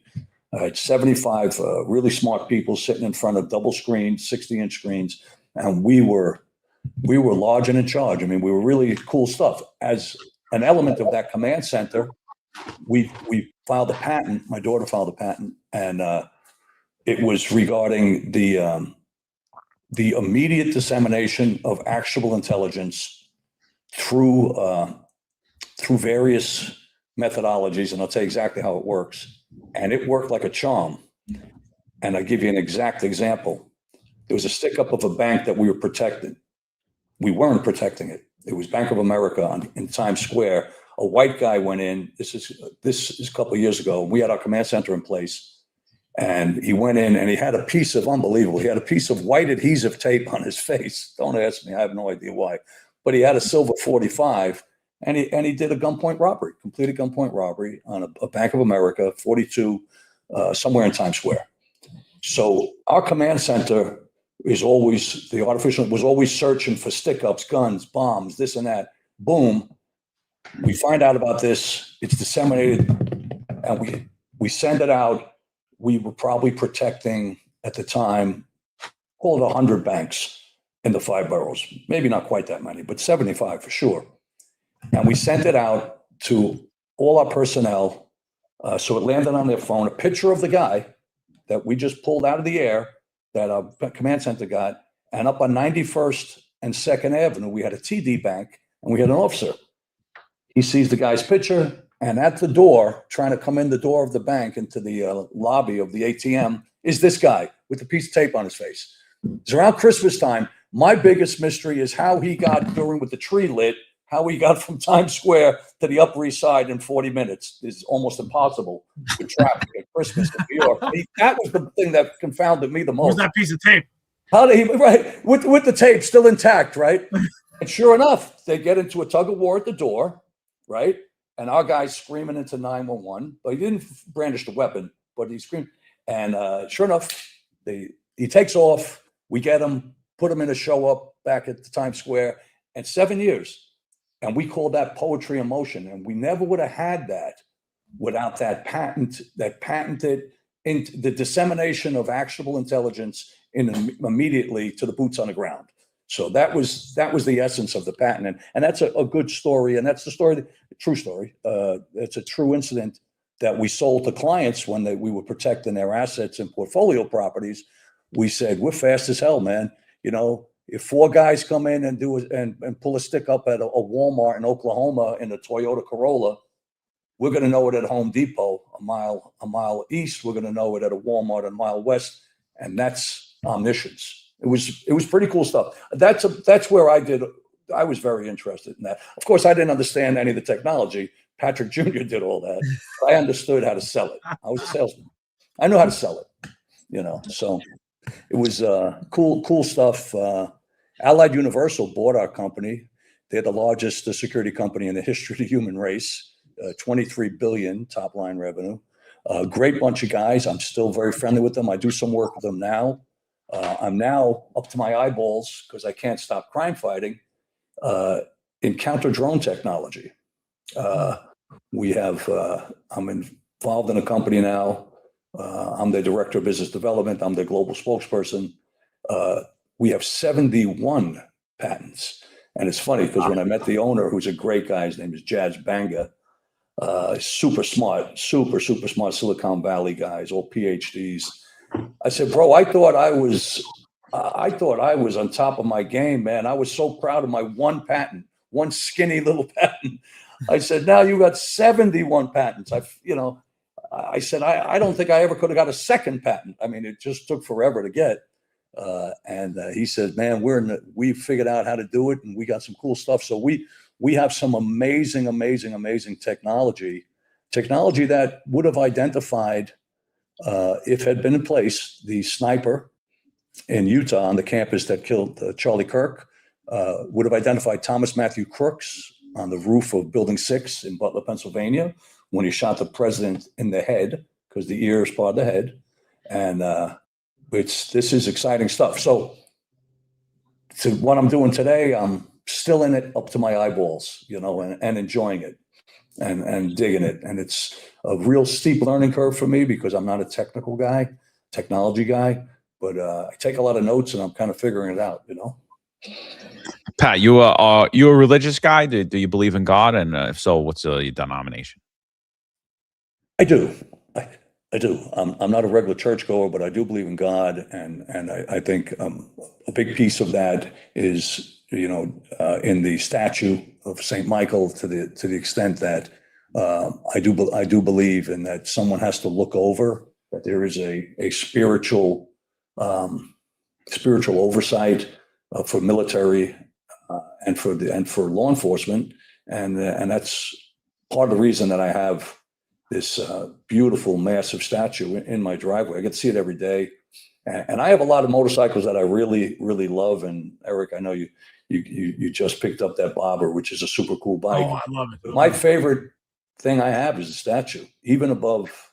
I have a 1910 Harley, believe it or not, and it works. It rides. It's beautiful, and it's the statue. Statue's fantastic. I'd love to show it to you guys sometime. Oh, absolutely. Absolutely. We'll be I'll be up there all summer, so we'll definitely do coffee or dinner or whatever. I'd love to take you out. 100% done. Yeah, yeah. Oh yeah, I'll be there. We gotta smoke a cigar. I love cigars. We can sit down and we can have a good conversation. Done. Yeah. Confirmed. I have a back cave, which is where I do my shows from. That's 30 feet underground, under my house. I built it out, and that's where bikes live. I was wondering. I thought it just like I thought it was just like your garage, and you called it the back cave. It's underground. It's under the lawn. I Wow. built it out, and I connected it with a tunnel. Great. I connected it with a 90-foot tunnel, and that's where I have all the bikes. I have shooting range. It's a lot of cool stuff. You guys will love it. I'm gonna have. Yeah. It's perpetually You can go in, 54. but you can't come out. It's perpetually 54 degrees. So, it's wild because it's so far down. But that's where I broadcast. That's where I'm sitting now. I do. So it's a lot, live from the back cave. I do this radio show I mentioned. We do it on Saturday mornings, AM 970, and it's the back cave with Pat Brazen. So it's a lot of fun, and I always say, please plug away, please. Yeah, no, done. That's confirmed, guys. We'll definitely do. You let me know when you're up this way, and I'd love to host you, and just hang out, bang back a cigar, maybe have a cocktail with some ice in it. You know what I mean? And, That's what I'm talking about. There you go. Yeah, Hey, listen, yeah. And one of our buddies here. He's a retired detective. He's on the show often. He sits with our roundtables. His name is Mike Smith. He was a detective in the 5th precinct. Really legit cop. He worked with us in the 112 precinct. He says, Pat, if you ever need a hire down in Myrtle Beach, he relocated after retirement. He said, I love to work for you. Respect. Great guy. He's a real detective. Unfortunately, young guy, detective, and he left the job, after 20 years. Should still be on the job, but unfortunately, it's just not the same. Well, absolutely. We're building out on the counter drone now. Allied drove nails into my feet with a 5-year non-compete. They don't want me back in the business. Normally it's 2 years. If they're, 3 is on kind of extreme, and they just said 5 years. We don't want to see you again, and we stay great friends. So I'm out of that side of it. But yeah, still always on the lookout, hiring guys. We still do a lot of investigations. I'm right now up to my eyeballs in a very bad rape case that I've taken very seriously, and that's a whole nother deal. And these guys, it's like what I used to say, and I still say about being in the police department, and even privately with the 29 years privately, is the satisfaction that you get when you drive a stake through a really bad guy's heart. That's a satisfaction that you can't get anywhere else. You know the really bad guys. We've all had them. You get a lot of bad guys, but every so often there's a really bad guy, especially wicked guy. And when you get to drive a stake through their heart, whether it's putting them away for life or whether taking their deed in a shooting, so that it's a satisfaction that just can't be replicated. And I just, again, always going back to the greatest show on earth and front row seat and all of those things. And I think we all share that. Was it perfect? No, there was so many problems. I was banging heads with bosses, and I was. I'm sure the same as you guys. We had, we had a lot of differences on how policing was to occur, and I stood by my guns. And the great thing is I had bosses that I would imagine were like you guys. I could tell just knowing what your DNA is, that stood so strong with me on different things where I'd get some sergeant, some coward, and then I'd have a lieutenant or a captain say, "Hey, I'm with you all the way." And I remember I had an inspector, the DI, his name's Patrick. I remember I came in and the guy was bloody, man. A guy ran on me with a 44. Imagine he was running with a 7-inch Super Red Hawk. on 183rd Street. I chased him, and somehow I caught him because I ran like I had a piano on my back. You know, I wasn't exactly a speed demon. I wasn't. There was no speed to me. But when I got you, I could crush you. But I had to get you. And somehow I caught this guy. I figured a gun slowed him down, and he got knuckled up in the course of it. And I remember him coming in, and they always look worse, right? It's like the videos, you get a bloody nose, and it looks like someone slit your throat ear to ear. Meanwhile, you wash away, and you got a pimple. And I remember the inspector was behind the desk, and I didn't know him. He was new in the 4-6, and he grabbed me on the side, and other guys might have said, "Get him up to NCB, get him out, get him up to the hospital." He said, "It's never pretty, huh?" I said, "Never, Inspector, never." He goes, "Most people don't know that." Great guy. And he didn't know me from a hole in the wall, and subsequently became, we became quite friendly. I said, "No, it's never pretty." That's cool. That's cool. They start all this stuff themselves. When I get you, you should surrender the gun, but it's endless. I mean, but it was the great thing for me was there was so many great bosses who got it and supported the guys. And in the Shields, which I referenced earlier, the New York State Shields, we would have the boss of the month and then the boss of the year. And we would bring in guys that I never even heard of them. I'd learn about them from the guys that were absolute legends in different commands and different details to the guys, where the guys would take a round for them. Sometimes it was sergeant, sometimes never really was above a captain. It was usually a lot of times it was lieutenants, because it was like detail commanders. And I got to tell you, I met so many great guys that I never would have met before. And I learned that there was an army of cops bosses, which is a term that was used a lot at the time. And it's nice to meet 2 additional ones. That's for sure. No, Pat, you're a legend. We're absolutely honored to have you on here. We know you're a busy guy. Appreciate you spending over 2 hours with us. What just last question from me. Why did you get involved in the radio show? Like, I could tell that you still love the job. You still have an affinity for police work and common sense, and you want to educate. But what was that driving factor? I mean, you got so many things going on. You're still running around in the business. Like, what was it that, like, oh, you know what? Let me do a radio show too. Like, what was that driving factor? So it's a great question. You want to compete with the finest that filled it. So I've been bloviating, contributing at Fox since '03. My first case with them was the father-son Washington sniper case, which I'm sure you recollect. It was a very infamous case. In Maryland, right? And I've been on forever and ever and ever with Fox. And then I started switching a bit over to Newsmax, and doing a good bit there.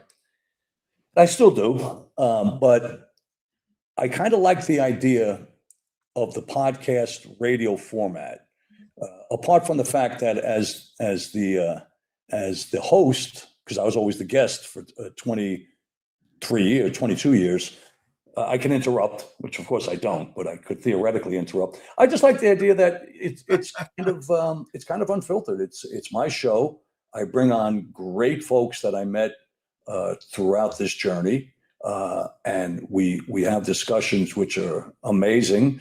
I get to shine a light on bad behavior, like I destroyed the Brown University president on the murder of those kids up there. I do quite a bit of that, and I get a chance to really deconstruct and reconstruct with precision, criminal matters, which I have a great interest in, because I've always a detective investigator, and I get to do it with subject matter experts, and we really get to it. And then, we convert it to a podcast. I mean, we're new in this game, but I'm learning all the time, and I'm enjoying it. I really enjoy the fact that you can go down any path that you want, because it's really your show. I was always beholden to the host. I was always the guest, and it's fun. And I think the essence of it, John, is that I'm having fun. I'm having fun at it, right? I mean, it's not an economic thing, or I'm having fun, but I'm also able to really concentrate on the issues that I really want to talk about, the stuff that really bothers me, like there's so many, but the madness with the violence of these illegals that came in under Biden on the catch and release and all that madness it's got to be articulated. And I got to tell you, I used to write a lot. I still do. I publish articles a fair amount in different sectors. But there's nothing like social media for saturation. Nothing like it. Nothing like it, and it's quite enjoyable. It really is. And, I enjoy the feedback that I get from different folks that, hear what I got to say, hear what the guests have to say. And it's cool. And I've been lucky. I've been getting great guests, and I would love to have you guys as guests. That would be Anytime. fantastic. Love to say the word. Flip the coin and have, absolutely. 100%. If you guys are game for it. Oh yeah, absolutely. We would. Yeah, absolutely. No doubt about it. What's interesting? You talk about it's fun. The same thing, John and myself, with our early departures from the NYPD. Right? I retired, but much earlier than I expected. I was up to captain. Yeah, obviously I was handicapped and I wasn't permitted because of the civilian complaints. I mean, people have the same civilian complaints I have now been able to get promoted. So I believe that John and I created the path for them. So that's a good feeling. We both had early departures, but this has been, not only it's been great, but has had a mission behind it. We get to help other cops, and that's really what we want. But it's also been therapy for ourselves, right? Keeps us connected and keeps us helping the cops and talking about our experiences, our anecdotal experiences, our experiences based on evidence, and meeting great people like you. I honestly, I can talk to you all day. I enjoy this. I never thought, all kidding aside, I'm a very active person. I never thought I could sit in a chair for 3 hours and sit and talking to people like you. It's really cool. And likewise, to be honest, I'm the same way. I'm always on the move, but these trips down memory lane and to be with like-minded guys and guys who really get it. And not only that, I mean, you're on the captain's list. I mean, you guys really killed it in the job with knocking out the tests and going through the ranks. And I'm sure if both of you stayed, you'd have, stars on your shoulders. Little question about that. But it's fantastic that you have this venue where now I'll be following you guys regularly all the time. I'm going to make it my business. Appreciate it. Make it my business to it, and as well as I'll be plugging you guys on my podcast as well as my radio show, and I'm on TV quite a bit too. So I like when I meet great guys who are doing great things. I never forget. I make sure, because it's kind of rare. I don't run into that many. I don't. I got a question for you, because this is one thing I enjoy. I always ask when we have guests on here. I mean, we get to hear about your police career and all these accolades, but besides all that, right? Like, what are your passions? What do you do for fun? A lot of guys, they always talk about retirement, getting to golfing. I can't golf for shit. But I don't know if you can golf. I can't golf. Heroes don't golf. I don't golf. I like it, but I'm terrible. What do you? I was a hockey player. I'm horrific. Roller hockey or ice hockey? I can't play golf. Well, I tell you, my passions are, is work, family and work, motorcycles. I Nice. pretty much ride every day, sometimes multiple bikes in a day. I'm very, very serious rider. I ride in Europe. We ride throughout different countries. We ship bikes out of Austria. I ride with a bunch of the brothers, everything from, retired chiefs and firemen and doctors, a Hell's Angel, everybody. It's like Noah's Ark, two of everything. And we do a lot of riding. That's a big piece. I'm also a gym rat, I train every day. I like to write. I write a fair amount. And then I work like with this drone technology. To me, it's crime fighting. It's the new wave. I think it's the way it's going to be, and I love to see the technology.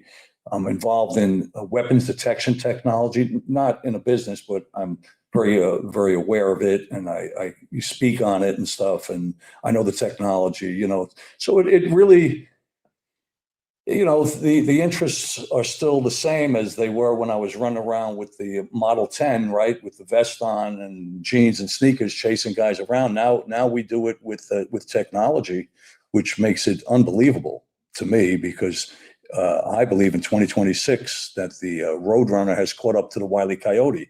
In other words, technology has made it very, very, very difficult for bad guys to get away with serious crimes. We saw that with Gilgo the other day, right? With Rex Horman.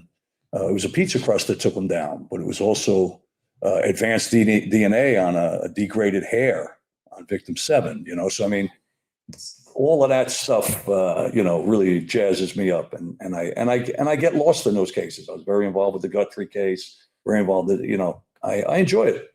I enjoy the research side. So I definitely keep myself very busy, but it was great selling the business. It was great because it was really became a monster. It was just really consuming, beyond consuming. And now I have more time to do the detective work, the investigative work. I have a handful of very high-end clients that I consult for, very bespoke, quiet business where I manage the things that crop up from time to time, with different methods and different ways to solve problems. So it's really solving problems is what the essence of it is. So keeping real busy, but I would say the bikes are the middle of it all.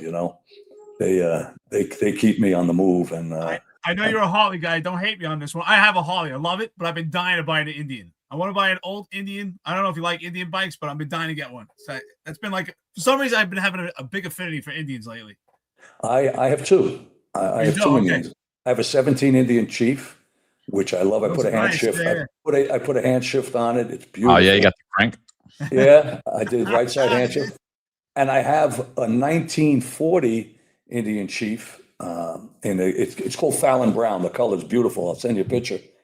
That's nice. Indian Chief, the pre-53 Indian Chiefs. I love Indians, but the needle is so deep in the vein with the Harleys that I wake up screaming, thinking I'll have another needle in my arm with Indians, because when I get into something, I get nuts. So I've been able to control myself. I love the mid-war, the pre-war 30s. I love them all, but their left side throttle. You talk about difficult to ride. It's left side throttle. It's foot clutch, which is easy. It's right side hand shift. So instead of gas on the right, and they have a throttle. Normally on those old bikes, they have a spark advance. It's a manual retard of the spark, the timer. That's your throttle. It's so hard to ride that you actually can't ride it the same day you ride a regular bike. You have to go home, shower, put on new clothes, rethink, change everything, and then get on that bike and think about it totally different. Otherwise, for sure, you're gonna snap that throttle because you think it's not a throttle. It's a tough one. It's beautiful, but I love their design. Yeah, cool. They're gorgeous bikes. I love the fenders. The 17 is a nice Chief. It's beautiful. But that's a big boy. Yeah, I had a 47 too. I sold that. I had a red 47. But yeah, they're great. And the Harleys obviously are the primary. But when you guys come up, and I hope you will, John, I don't know if you have this particular vice on the bike. So will you throw your leg over a bike? Oh yeah, no, my father was a big rider. He used to force me to get on. I just didn't want to touch any of his stuff because he was a Vietnam vet. He was real particular.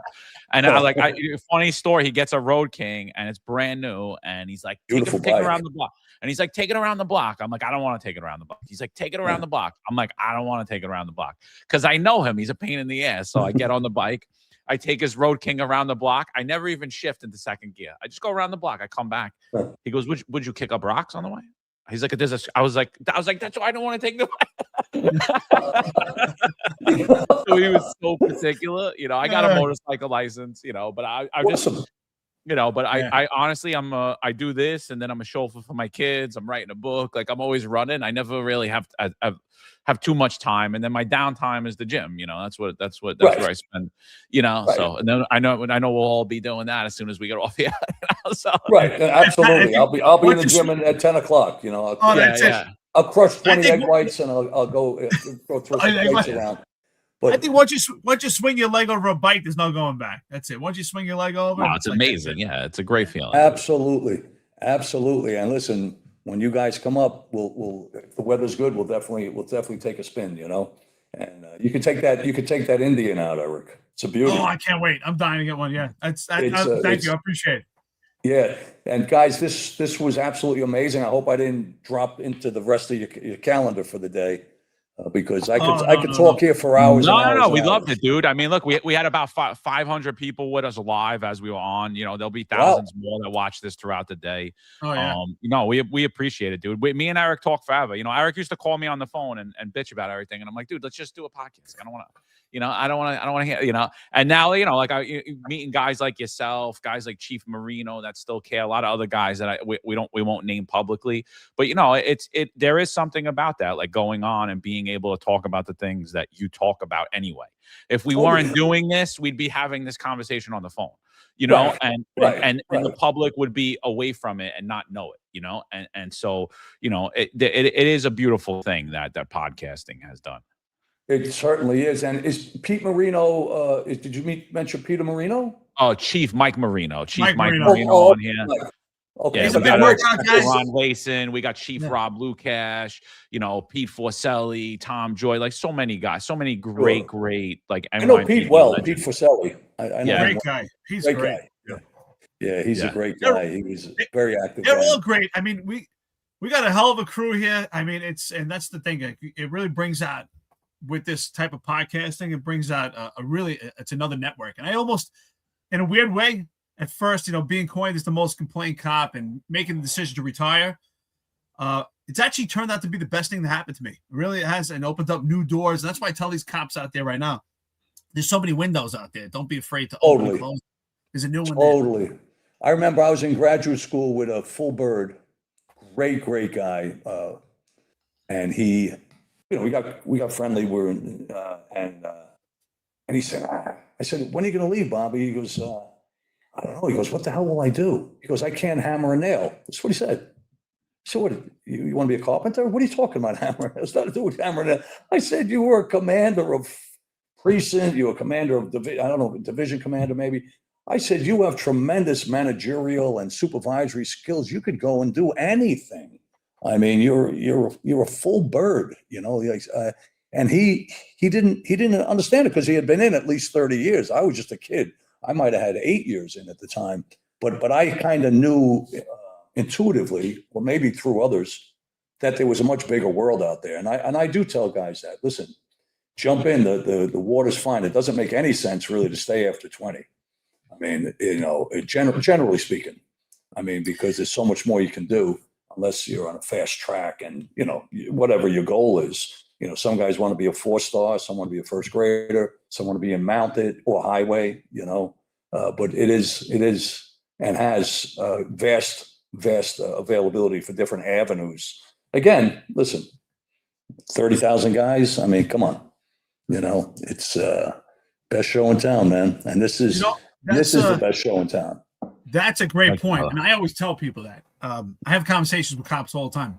So does John from doing this network on a daily basis. Cops that have hit a wall, they don't know what to do with their lives. And my biggest thing I always tell them, I've been saying this for years, being a cop should be part of your story, not the whole story. And that's what you do. It's part of your story. You have a whole story. And that should be the key, is make it part of your story. And it's an element of it. Don't be defined by it. Yes. I agree. A lot of guys do get defined by it. They do. And they stay 40 years. And that's fine as long as they're happy. But if you don't have the interest when you retire, you know, I think you've got to prepare for it. I'll tell you a final story. I let you go, and it's a sad one, but it's amazing how life is. I'm out at Russo's on the Bay, around 1995, and I meet the 3-star chief of detectives. And it was a Friday night, and his name wasn't Colangelo. I forget his name, his Italian name. Real movie star, good looking, lean, great guy. And I knew of him. I never met him before. I had no interaction with Chief Sadi. They were in headquarters. You know, I was in the 4-6. But I get to meet him, and we get to talk, and he had just retired that day. It's an amazing story. And I said, so what would that be, 63, 62? One of the two, right? So maybe it was 62. I said, Chief, you look great. I said, the trick now is to live another 50 years. Exactly what I said to him. He goes, let me tell you, Pat. He goes, I run 3 miles a day. I'm in the gym. I'm going to lift to 100. It's exactly what he said. And he looked like he was in great shape, very fit. I get up that morning. I lived in Pearl River. I went out to the mailbox to get the Daily News. And it was the skinny Saturday paper at the time. It was always a skinny paper. Front page, Chief of Detectives, dead. Oh. Dead. Heart attack. Now, of course, my lieutenant who was with me, the squad boss, said, you killed him. You killed him. You bored him to death. You fucking killed him. He said, I killed him. I said, I didn't kill the chief of D. I mean, he was just saying, it was just unbelievable coincidence that I had just mentioned it to him hours earlier. And I guess that speaks to how quick things go, right? You gotta enjoy every minute. That's why when you're in this job, you got to realize that there's another life after it. And it's a different life. I'm not saying it's a better life. And there's all kinds of opportunity. And I think a lot of officers underestimate and undergauge what skills they can bring to the private sector. That's something that I've been saying for a while. And a lot of times it's not even based on rank. It's just based on confidence. And I think that's something that the unions, again, I always go back to the unions, very disappointed with how unions behave. That's something they should be really preparing guys for and empowering them and girls and saying, listen, you were New York's finest. You did great stuff. You learned amazing things. You have extraordinary sixth sense skills, quantifiable and some non-quantifiable. And you should leverage them in the private sector when you leave. And I've never heard of anybody doing that. And that's something they should do. Yeah, absolutely. We always tell guys especially the young guys, see a lot of dumb things with the rise of social media now. So I always tell young guys, you're movie stars, whether you know it or not. You just don't have the money. You should have the muscle, but you just don't got the money. You showed these guys today, and we appreciate you being here, that look, you were a movie star, you had the muscle, and you got yourself the money after the job. And you still got the muscle. It's very possible. You know what I mean? And a lot of bikes. It's very and thank you. And if that helps even one officer become more empowered and more informed and more confident and assertive in the next chapter, then it's a raging success. It's guys would come to me who would retire, and they would start small. Well, everybody starts small. They would start an investigative outfit, just for example, or a small security company, and they'd say, I know you've been around a while and you guys are pretty big or whatever. I said, listen, I was in the basement for 8 years, basement of the house. That's how we started. It took forever. It was your typical 30-year overnight success, right? That's what I say. Overnight success? Yeah, 30-year overnight success. And by the way, that was in the gutter with switchblades, fighting every client, every vendor, just brawling all the time. I said, there's tons of work. Come to me, come to my office. We'll make coffee. You sit down. I'll have a girl take notes. I said, and I'll tell you everything I know. I'll tell you everything I know to be successful, because there's tons of work for everybody. I'm not holding a secret, and I would take these guys through it. This is how you form the company. This is how you want to say, do your billing. This is the platform you want to use for receival, whatever the details were. And I'm more than happy to do it. And some of them really killed it after that. In fact, some beat me at bids down the road, and I laugh about it. I said, I created my own monster. I sharpened my own knife to cut my throat, but I didn't care because there was enough work for everything, for everybody. And that, to me, is important, because they might say, well, listen, Brosnan was just a knucklehead banging around in the Bronx. And then, he was able to get together a great team of guys and girls and make something substantive and profitable. And not only that, but he's willing to share the recipe. I shared everything. I'd share it with somebody I didn't even like. I would share it with them, because that's what you do, right? That's what you're supposed to do. We're all brothers in blue. It's not like you're withholding information and, I don't want him in the game. I don't want him competing. I don't want to lose an account. Who cares? It's a big world. There's tons of work. That was always how I thought anyhow, Well, you're not worried about it. You're a confident guy. You're confident in your abilities. And, Yeah. you know, honestly, you could tell as someone the whole blueprint and they're not going to be able to do what you do anyway. So it doesn't really matter. You know what I mean? Right. True. No, You know what true. I And you mean? got to put the time in. You Yeah. got to put the time in. It's no different than the gym, no different than a family, you know. Yeah. It's Absolutely. not this sometimes maybe I'll do it a little bit, you know. It's up early, bed down late, you know, nose to the grindstone and really killing it. Otherwise, it's nothing, Yeah. you know. Patience is a virtue. I mean, I remember John and I are now podcasting for almost 4 years. So Yep. October be 4 years. And I remember when we started, we had 1 subscriber. Then it was like a week later, we had 2 subscribers. And, you know, it was a grind. And, you know, I said, we'll just stick it out and you know, we enjoy it. That's the main thing. Now you look at it and we're at almost 200,000 subscribers. It's 66%. Unbelievable. Are not even subscribed. So it takes time, right? Your success is really unbelievable because I was telling that to Samantha, who's not my oldest employee because she's only in her 30s, but she's my longest suffering. She's been with me the longest. She's with me 17 years. And Sam knows where all the bodies are buried. Oh. And you know, she metaphorically and actually, but she, I said, do you realize these guys are 200,000 subscribers, man? I mean, they're killing it. I mean, this is you know, this is a great venue, and so she did a bunch of homework. So well done, guys. But it's a grind. You know, it's easy to say, you know, after a year, maybe you didn't have the success that you wanted, and say, "I'll throw the hat in." No, the trick is to do the opposite, to double down. You know, to double down and go at it twice as hard, and then that's where the success comes in. And well done, excellent, actually. Pat, all kidding aside, listen, honestly, I had a lot of fun during this time. It's almost 3 hours into it, and I feel like you've been here for 10 minutes. You really are impactful. Your career is impactful. I think it's awesome. You're an entrepreneur, a philanthropist. I mean, you have your own radio show, but ultimately, you are what we don't see it often anymore. Is you're a legit, real cop, and that's an honor. I really think it's an honor when you see someone else. You say, "Hey, that guy's a cop." And you'll always be a cop. And, you know, we appreciate your contributions. And you're super intelligent.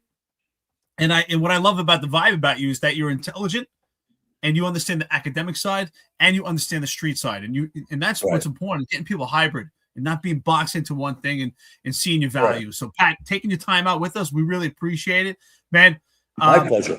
I know John is excited. I'm excited. Like this was far beyond my expectations. I knew this would be fun, but even better. But we always, if you could plug all your stuff again and give some of your last words, and if you could give some advice today to the cops that are out there with no support, and what would you say to them? And we really appreciate it. Again, Pat, you're super cool, man. Thank you so much.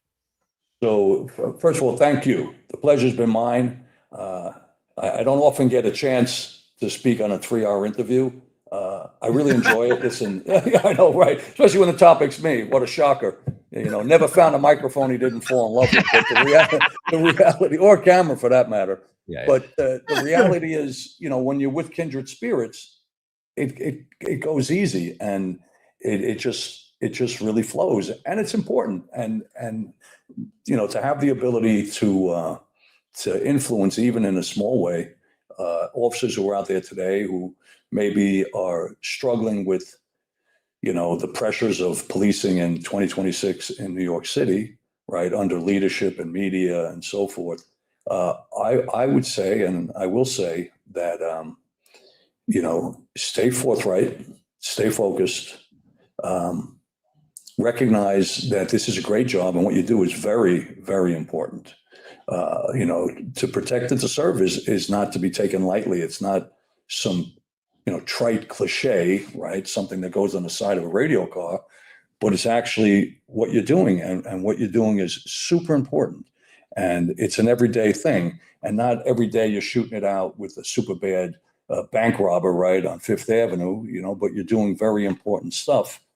But by the same token, I would say be very, very aware. Always have your head on a swivel, situational awareness, recognize that you're a target in that uniform, you're a target. There's twisted people out there, evil people that hate you just for that uniform, and they'll do harm to you. So, you know, really don't trust anyone. Double check everything, head on a swivel, I would also recommend you practice. You have a weapon, learn how to shoot it. Learn how to shoot the weapon, be prepared. There may come a time when you have to use that tool. So you want to always wear your vest. The other thing is take the tests if that's what you want to do, or be very active and go on the other route, the detective route. Or if you want to ride a horse or you want to ride a motorcycle, there's so many different things you can do, but do what you like. But at the same time, if you're going to be in the street, you have to know the laws. You have to know what you can do and what you can't do. And I find that a percentage of the officers that I speak to are not fully cognizant of the great authority and great powers that are vested in them through the state constitution, and use them, but be aware of them, be cognizant of them so you can articulate it, because that's how you really win. That's how you win the day. And the final thing I'd say is always do your reports well, because they come back to haunt you, especially if you go to trial. Last thing you want to do is have some defense attorney calling you a dumb cop. That was something I avoided at great painstakingly avoided that. I made sure that my reports were done right. So, because if they were going to go to trial or hearing, you want to present well. You want to present well for the whole profession. And I feel that I did, because I made it my business to. I seen how defense attorneys would ridicule the cops, and they kind of belittle us in some ways. And trust me, I've smacked a lot of them around. Maybe not literally, well, maybe a couple literally, but those would be my words of advice. And Pat, where can we find you on social media? Like, if anybody wants to reach out, where can we find you? Like, what's your social media? Absolutely. So I'm on 9:70 a.m. on Saturday mornings. Pat Brazen live from the Batcave. Again, back to the Batcave.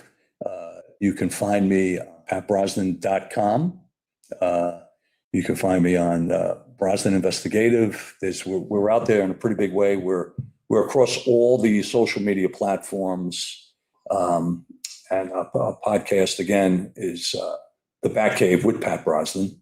So if you put in Batcave or Pat Brazen, it will come up. We've got a pretty robust presence, and we're growing, we're learning. It's and having a lot of fun at it. And we get into some pretty serious discussions and some interesting content, compelling content. So love to have you join, and always let us know if you like what you see. Drop us a comment, reach out, and thank you. It's been fascinating. It's been really a lot of fun. Awesome. We'll do it again. Maybe come back for a round table. Sometimes we break down the videos or whatever. Maybe jump on with us, even if sure. Anytime. So anytime, guys. Yeah, definitely, especially use the force case. I'd love to have you on when we give our perspective and get your perspective as well. That's awesome. Sure. Anytime, and in any capacity that you think I would fit. I enjoy it. I enjoy the discourse. I enjoy the educational part of it. I used to tell Harris Faulkner, I think I mentioned to you, John, on she's got the One Lucky Guy on Fox. So I used to come on her show a lot, but not One Lucky Guy. And she said, Pat, we got to get you on One Lucky Guy. I said, Harris, you guys will incinerate me. You'll crucify me. I said, I'm not good on pop culture. I'm not good on music. I'm not good on this. I'm good on counterterrorism domestically, major crimes in the news, the use of force. I have my own swim lanes that I know I'm good at. You would murder me when you hit me with some questions I would have no answer for. So I never went on it. And I would like to have gone on it. Pat, I want to add one thing. Not only has this podcast been therapy, but it's created a network of cops, not just in New York City, but the entire country, which is why I want to give a special shout out and thank you to our friends at Anti-Hero for connecting and networking John and myself with you to have this interview today. So Anti-Hero, if you're listening, thank you guys. We really appreciate it. Thanks for making the connection. Yes, and a big shout out to them as well, to Nick and Tyler and the guys. Fantastic. I've joined them a couple of times. And again, cut from the same cloth, just great Americans, great military guys, like yourself, Eric, Iraq combat vet. I mean, the guys, amazing stuff. And then to come into the PD and, rise up to captain, because once you're on the captain list, to my view, you're a captain. Whether you take it or not, it's up to you, but that's good stuff. I always call that the royalty in the PD. You know, there was a period of time where I wanted to be a captain, not above captain. Yeah, because I was decent with tests. I figured I could probably muscle through them, but I liked the idea of being like a tough captain. You know what I mean? There was a couple of really tough guys who really led the guys from the front, you know, who were out there in the street with them, who were like, you know, not administrative guy, but a guy who was really there. But then he had the rank where, you know, he was on an even keel, you know, even with the chief, you know, he's still captain, you know, might be a baby captain, but, you know, I'm captain, you know, you're captain too. You just went to more chicken dinners than I did, and you got a couple of bumps up, you know. But I did have that in my head for a while. I did. That's cool. But I'll tell you this, and I'll leave you in this. The one thing I would have done different, knowing what I know now, if I knew it then, I would have went for the union leadership. I would have. I would still have been active. I would have figured out how to do it and still collar up. I might not have 100, maybe 50, but I would have went, or at some point in my career, I would have went, because I think the union leadership, particularly the PBA, is such a monster with such great resources and such significant political heft and weight and gravity that they never used. And the Emerald Society, Irishmen, they give you a warm beer and a cold hot dog down at St. Andrews, and no one talks about the guy who's up in the Bronx who's going in front of a grand jury for a justified shooting, or the guy out in Queens who got railroaded into, like, they were always, and I, you know, that's why I started the Shields. I was busy enough.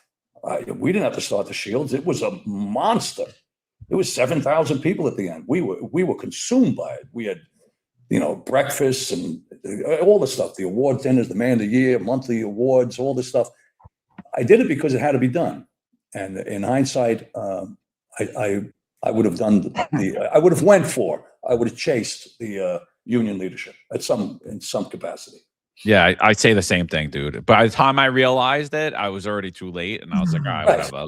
It is what it is. But hey, look, you know, our advocacy is helping, I think, you know, a little bit. So, so we appreciate you still being out here when you really don't have to really like give it back and pay it forward. So, you know, you got a big voice, and we appreciate that, sir. So, no, thank you, thank you, and likewise, yeah, it was an honor. Yeah, I appreciate everything you guys do, and I'd love to have you on a radio show.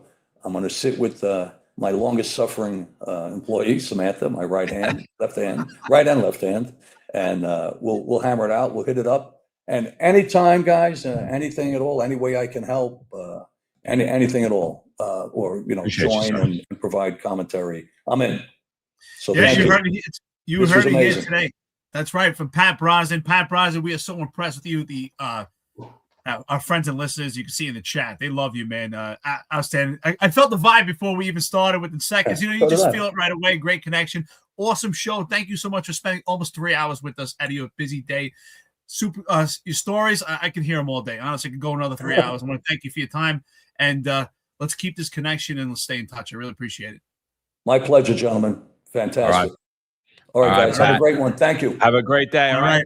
We salute you, brother. See you next time, bro. Outstanding. All right, people, you heard it. Great interview. And I think there was really not much to really be said. Pat's a legend, you know, and for you younger guys that weren't aware of him, I mean, the guy is, in my opinion, the most successful NYPD cop there's been. I mean, you know, I don't want to get into his net worth, and I wasn't going to ask him how much he's worth, but he's a multi-million, a few million times over. So Marlon's probably got it right now. Marlon's got his paycheck. Look, I'm telling you, Google him. Google. You got to see his Harley collection and his bat cave. It's insane. You know, it really looks like a bat cave. Yeah. So it was a big shout out to Anti-Hero Podcast for making that connection. That was a real cool thing. And you know, I was like that was you know, an outstanding guest. Mon Samurai says it. All right, so let's get to the coffee and donuts. But before you get the coffee donuts, I just want to say this. It's so cool for me when someone actually lives up to the hype, right? Because, you know, this interview for me, I felt it was all hyped up for myself. I was really looking forward to it. I knew his bio. It spoke to Anti-Hero about him, and he lived up to it, and even more. It was beyond my expectations, man. Super cool guy.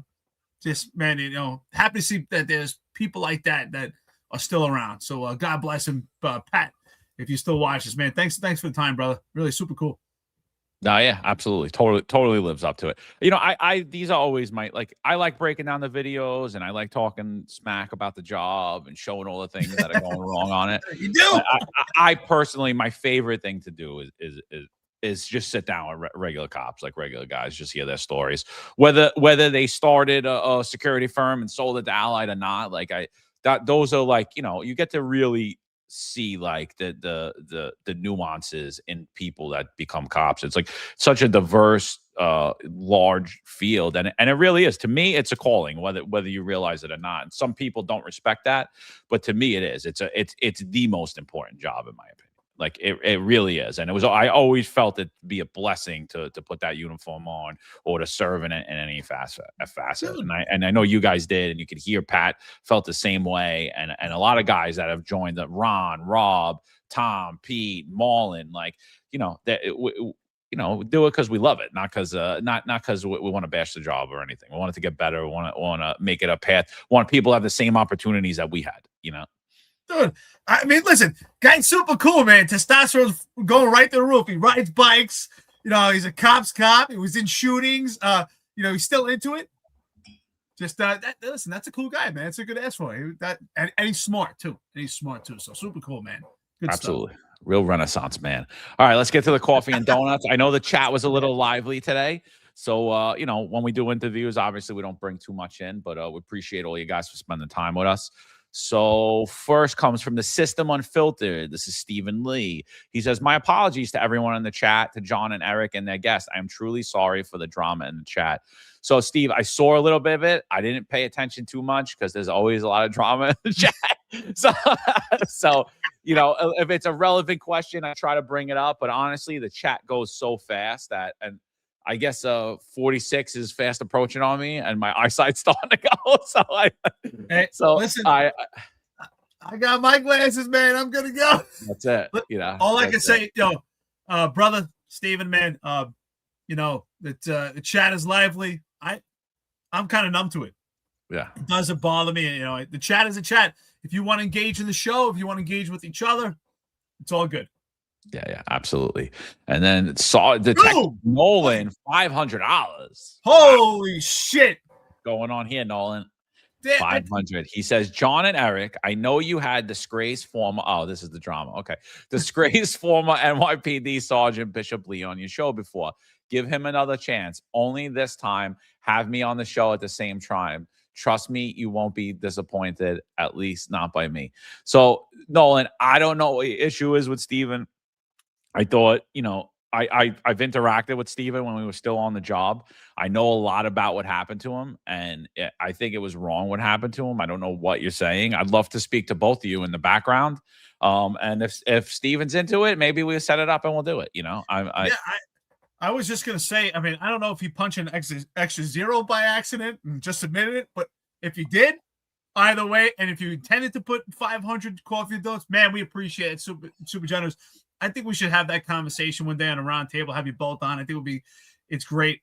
And I think, you know, communication breaks barriers and find out what's going on there. But either way, thank you so much. And I think you guys are both great, and we'll have a lot of fun on here. So Detective Nolan, man, thanks, brother. Yeah. So Steve, if you're into it, let us know. Maybe we'll do an offshoot. We don't normally host debates, but you know, we could, you know, hey, we're open to. Nolan says, I did, Eric. Yeah, brother. Thank you so much, man. That's super cool. That's thanks, brother. Shout out to you.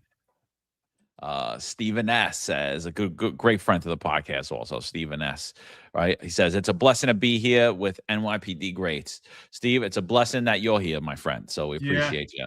We appreciate you. Steve's got a place in my heart like no other, man. Like I said, I always talk about Steven. Not only is he a great friend to this podcast, but he showed up in real life, and he showed up to Derek's service, man. A kiss and a hug for me, brother. All kidding aside, seriously, man, you got a place in my heart. Thank you. Last time we went into for Sleewa's events, we actually had, me and Marlon had dinner with Steven too. We went out to a nice Bay Ridge diner, so it was cool. See, he's a good dude, you know. And hey, you know, Steve, I hope John actually flipped that bill, brother. I did. I paid. I always pay.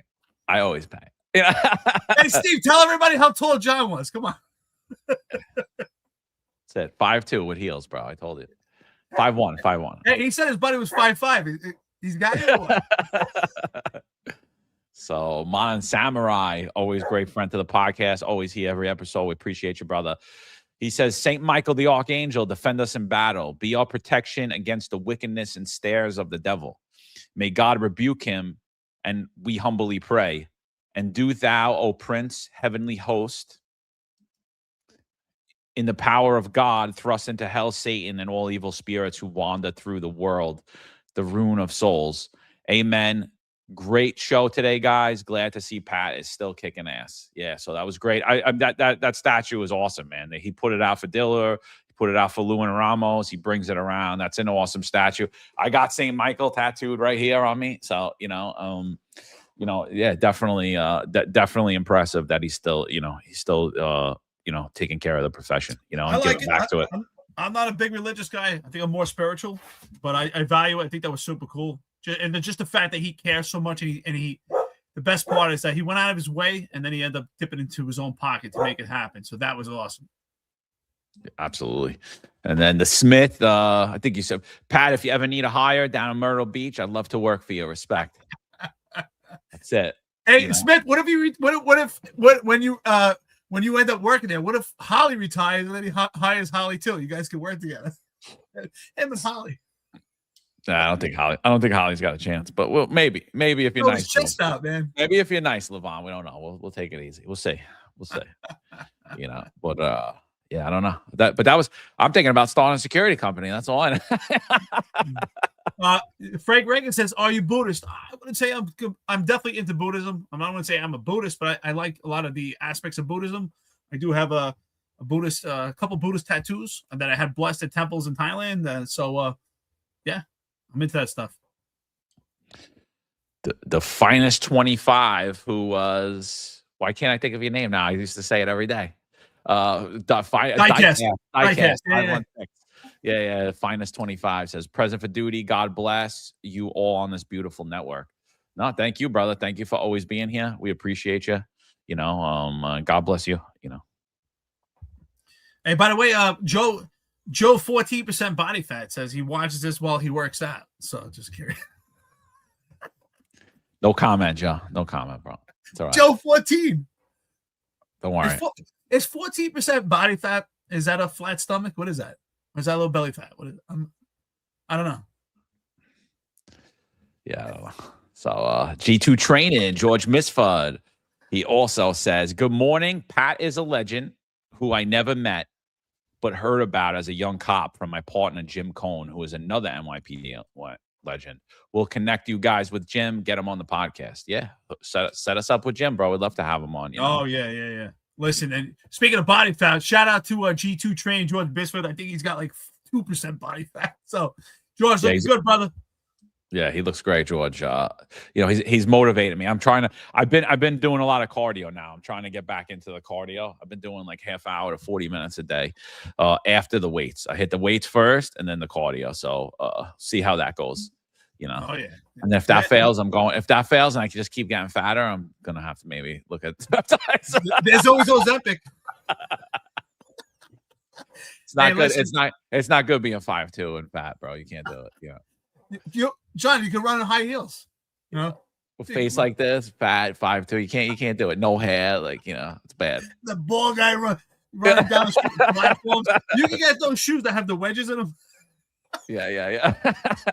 Hey, listen, 2 hours and 58 minutes into it. I want to thank everyone for watching. What a hell of an interview. The vibe was fun. Super cool. Pat Brazen, shout out to you and your family. God bless for all the efforts and contributions you have to policing. This episode is brought to you by The Key. Make your success happen. Get promoted today. Take the course. Find and Filter $6.99 is your code. Get a $150 discount. Forget about the discount. Forget about the cost. This price is your investment. Get promoted. Get today. The Key was successful for John and myself, and it could be for you. Just jump into it now. If you're on that list, jump into it anyway. You don't know what's guaranteed. Prepare yourself. Be over-prepared. Jump into The Key now. Thank you, George Misford. Thank you, Ralph Salento. Thank you to John Monahan and the entire team at The Key for what you do in your efforts to get people promoted and expand their careers in the NYPD. So shout out to you. Absolutely, guys. No excuses to not get promoted today. You know, earning your rank as detective or anything else is through hard work and merit. The NYPD is no longer a metocracy. Excuse me. It has really turned into a place of nepotism and cronyism and political patronage. And come on, it is what it is. The majority of detectives I see out there have no business even putting on a white shield. And it just is what it is. I'm not saying you guys and the girls in the squad or you guys in units, but there's a lot of people that have the rank of detective that don't deserve it. And there's a lot of people that have the rank of police officer that deserve to be detectives. And there's a lot of third graders that should be first graders. And there's a lot of first graders that should be PAs. So let's really call it what it is. You know what I mean? And that's the truth. And the only way you're going to defeat that cronyism, that nepotism, that political patronage is just do what we did. We studied. We studied. Like it took Eric forever to get LSA, and he almost never even got it. You know what I mean? And it wasn't his goal, and he still, even with that, studied to become a captain. And because it's one thing they can't take from you, even though they took it from Eric. But I think we broke that recently, where CCRBs aren't holding people back anymore from promotion, which is a good thing. Which is a good thing, and definitely the finest unfiltered. We might not get any credit for it, but that's the reason for it. That's the reason you could get promoted today with CCRBs is because of this podcast. And, there's really no excuse. Like we said, they give 10 locations, every location you could think of, Queens, Nassau, Suffolk, Rockland, all the 5 boroughs. There's really no reason. And on top of it, you could do it fully remote, or you could do a hybrid version of it. If you don't do it this week, it's going to be $849. If you do it this week, you're getting $150 off that $849. Finest unfiltered, $699. That's the biggest thing for me. I was always running. I was always taking overtime. My schedule was consistently flipping. I know the same was true for Eric. And studying is it's like working out. You're going to do it when you could do it. And so if I was able to make the classes, I went. If I wasn't, I was able to watch them online. So, and this new way of teaching and getting that material to you, there's a no-brainer to not do this. There's no excuse. I'm too busy. You're not too busy. So get it done. Yeah. It's never too busy when you're talking about preparing for your future. Get your future taken care of. There's always time. You just have to prioritize. If you have to move things aside, and you have to I always say, I think the key to studying is you have to make space in your day. Same thing as when I continue training, training jiu-jitsu or boxing, you have to make space in your day to be committed to something. So make that space in the day. Oh, here we go. G2 Train says he's got 12.8% body fat. I think it's less than that, brother. But shout out to you, brother. Thanks for your. Wow, that's impressive, dude. That's impressive. Over 50 years old. God bless, man. Yeah. That's impressive. And then, we'll look into that. I don't know what I am now. I want to know, Joe. You got me wanting to know what I am now. I don't know. Yeah, I'm gonna have to. Joe, could you send over? I'll give you my address. Could you send over your calipers for me if I can borrow? I gotta check my body fat. All right, peoples. All right. So what do we got? We got Ron Layson, Rob Lukash tonight. They're going to be breaking down the video that myself, Eric, and Marlon broke down on Friday. They're going to give their executive perspective on it. I think it's going to be an interesting show. Make sure you check that out, 5:05 p.m. Eastern time. And yeah, I'm looking forward to that one. Me, Marlon, and Eric will be back at you on Friday. We got a lot of stuff to talk about. So that's going to be another wild episode. And we're, well, I'm looking forward to that one already, so. It's coming. Oh yeah. Listen, shout out to everyone. Over 3 hours. Here we go. Long interview, awesome interview, but it went so fast. Super cool. Thank you so much to everyone in the chat, friends, listeners. Thank you for anyone who's just watching or listening. We appreciate it. Let's continue trucking, telling the truth. Even Pat Brazen said, telling the truth is an ugly thing. So let's keep telling the truth. If it's ugly, you know what? We have to learn to get a stomach for it. The truth is ugly, but I'd rather have the truth in your face than be lied to.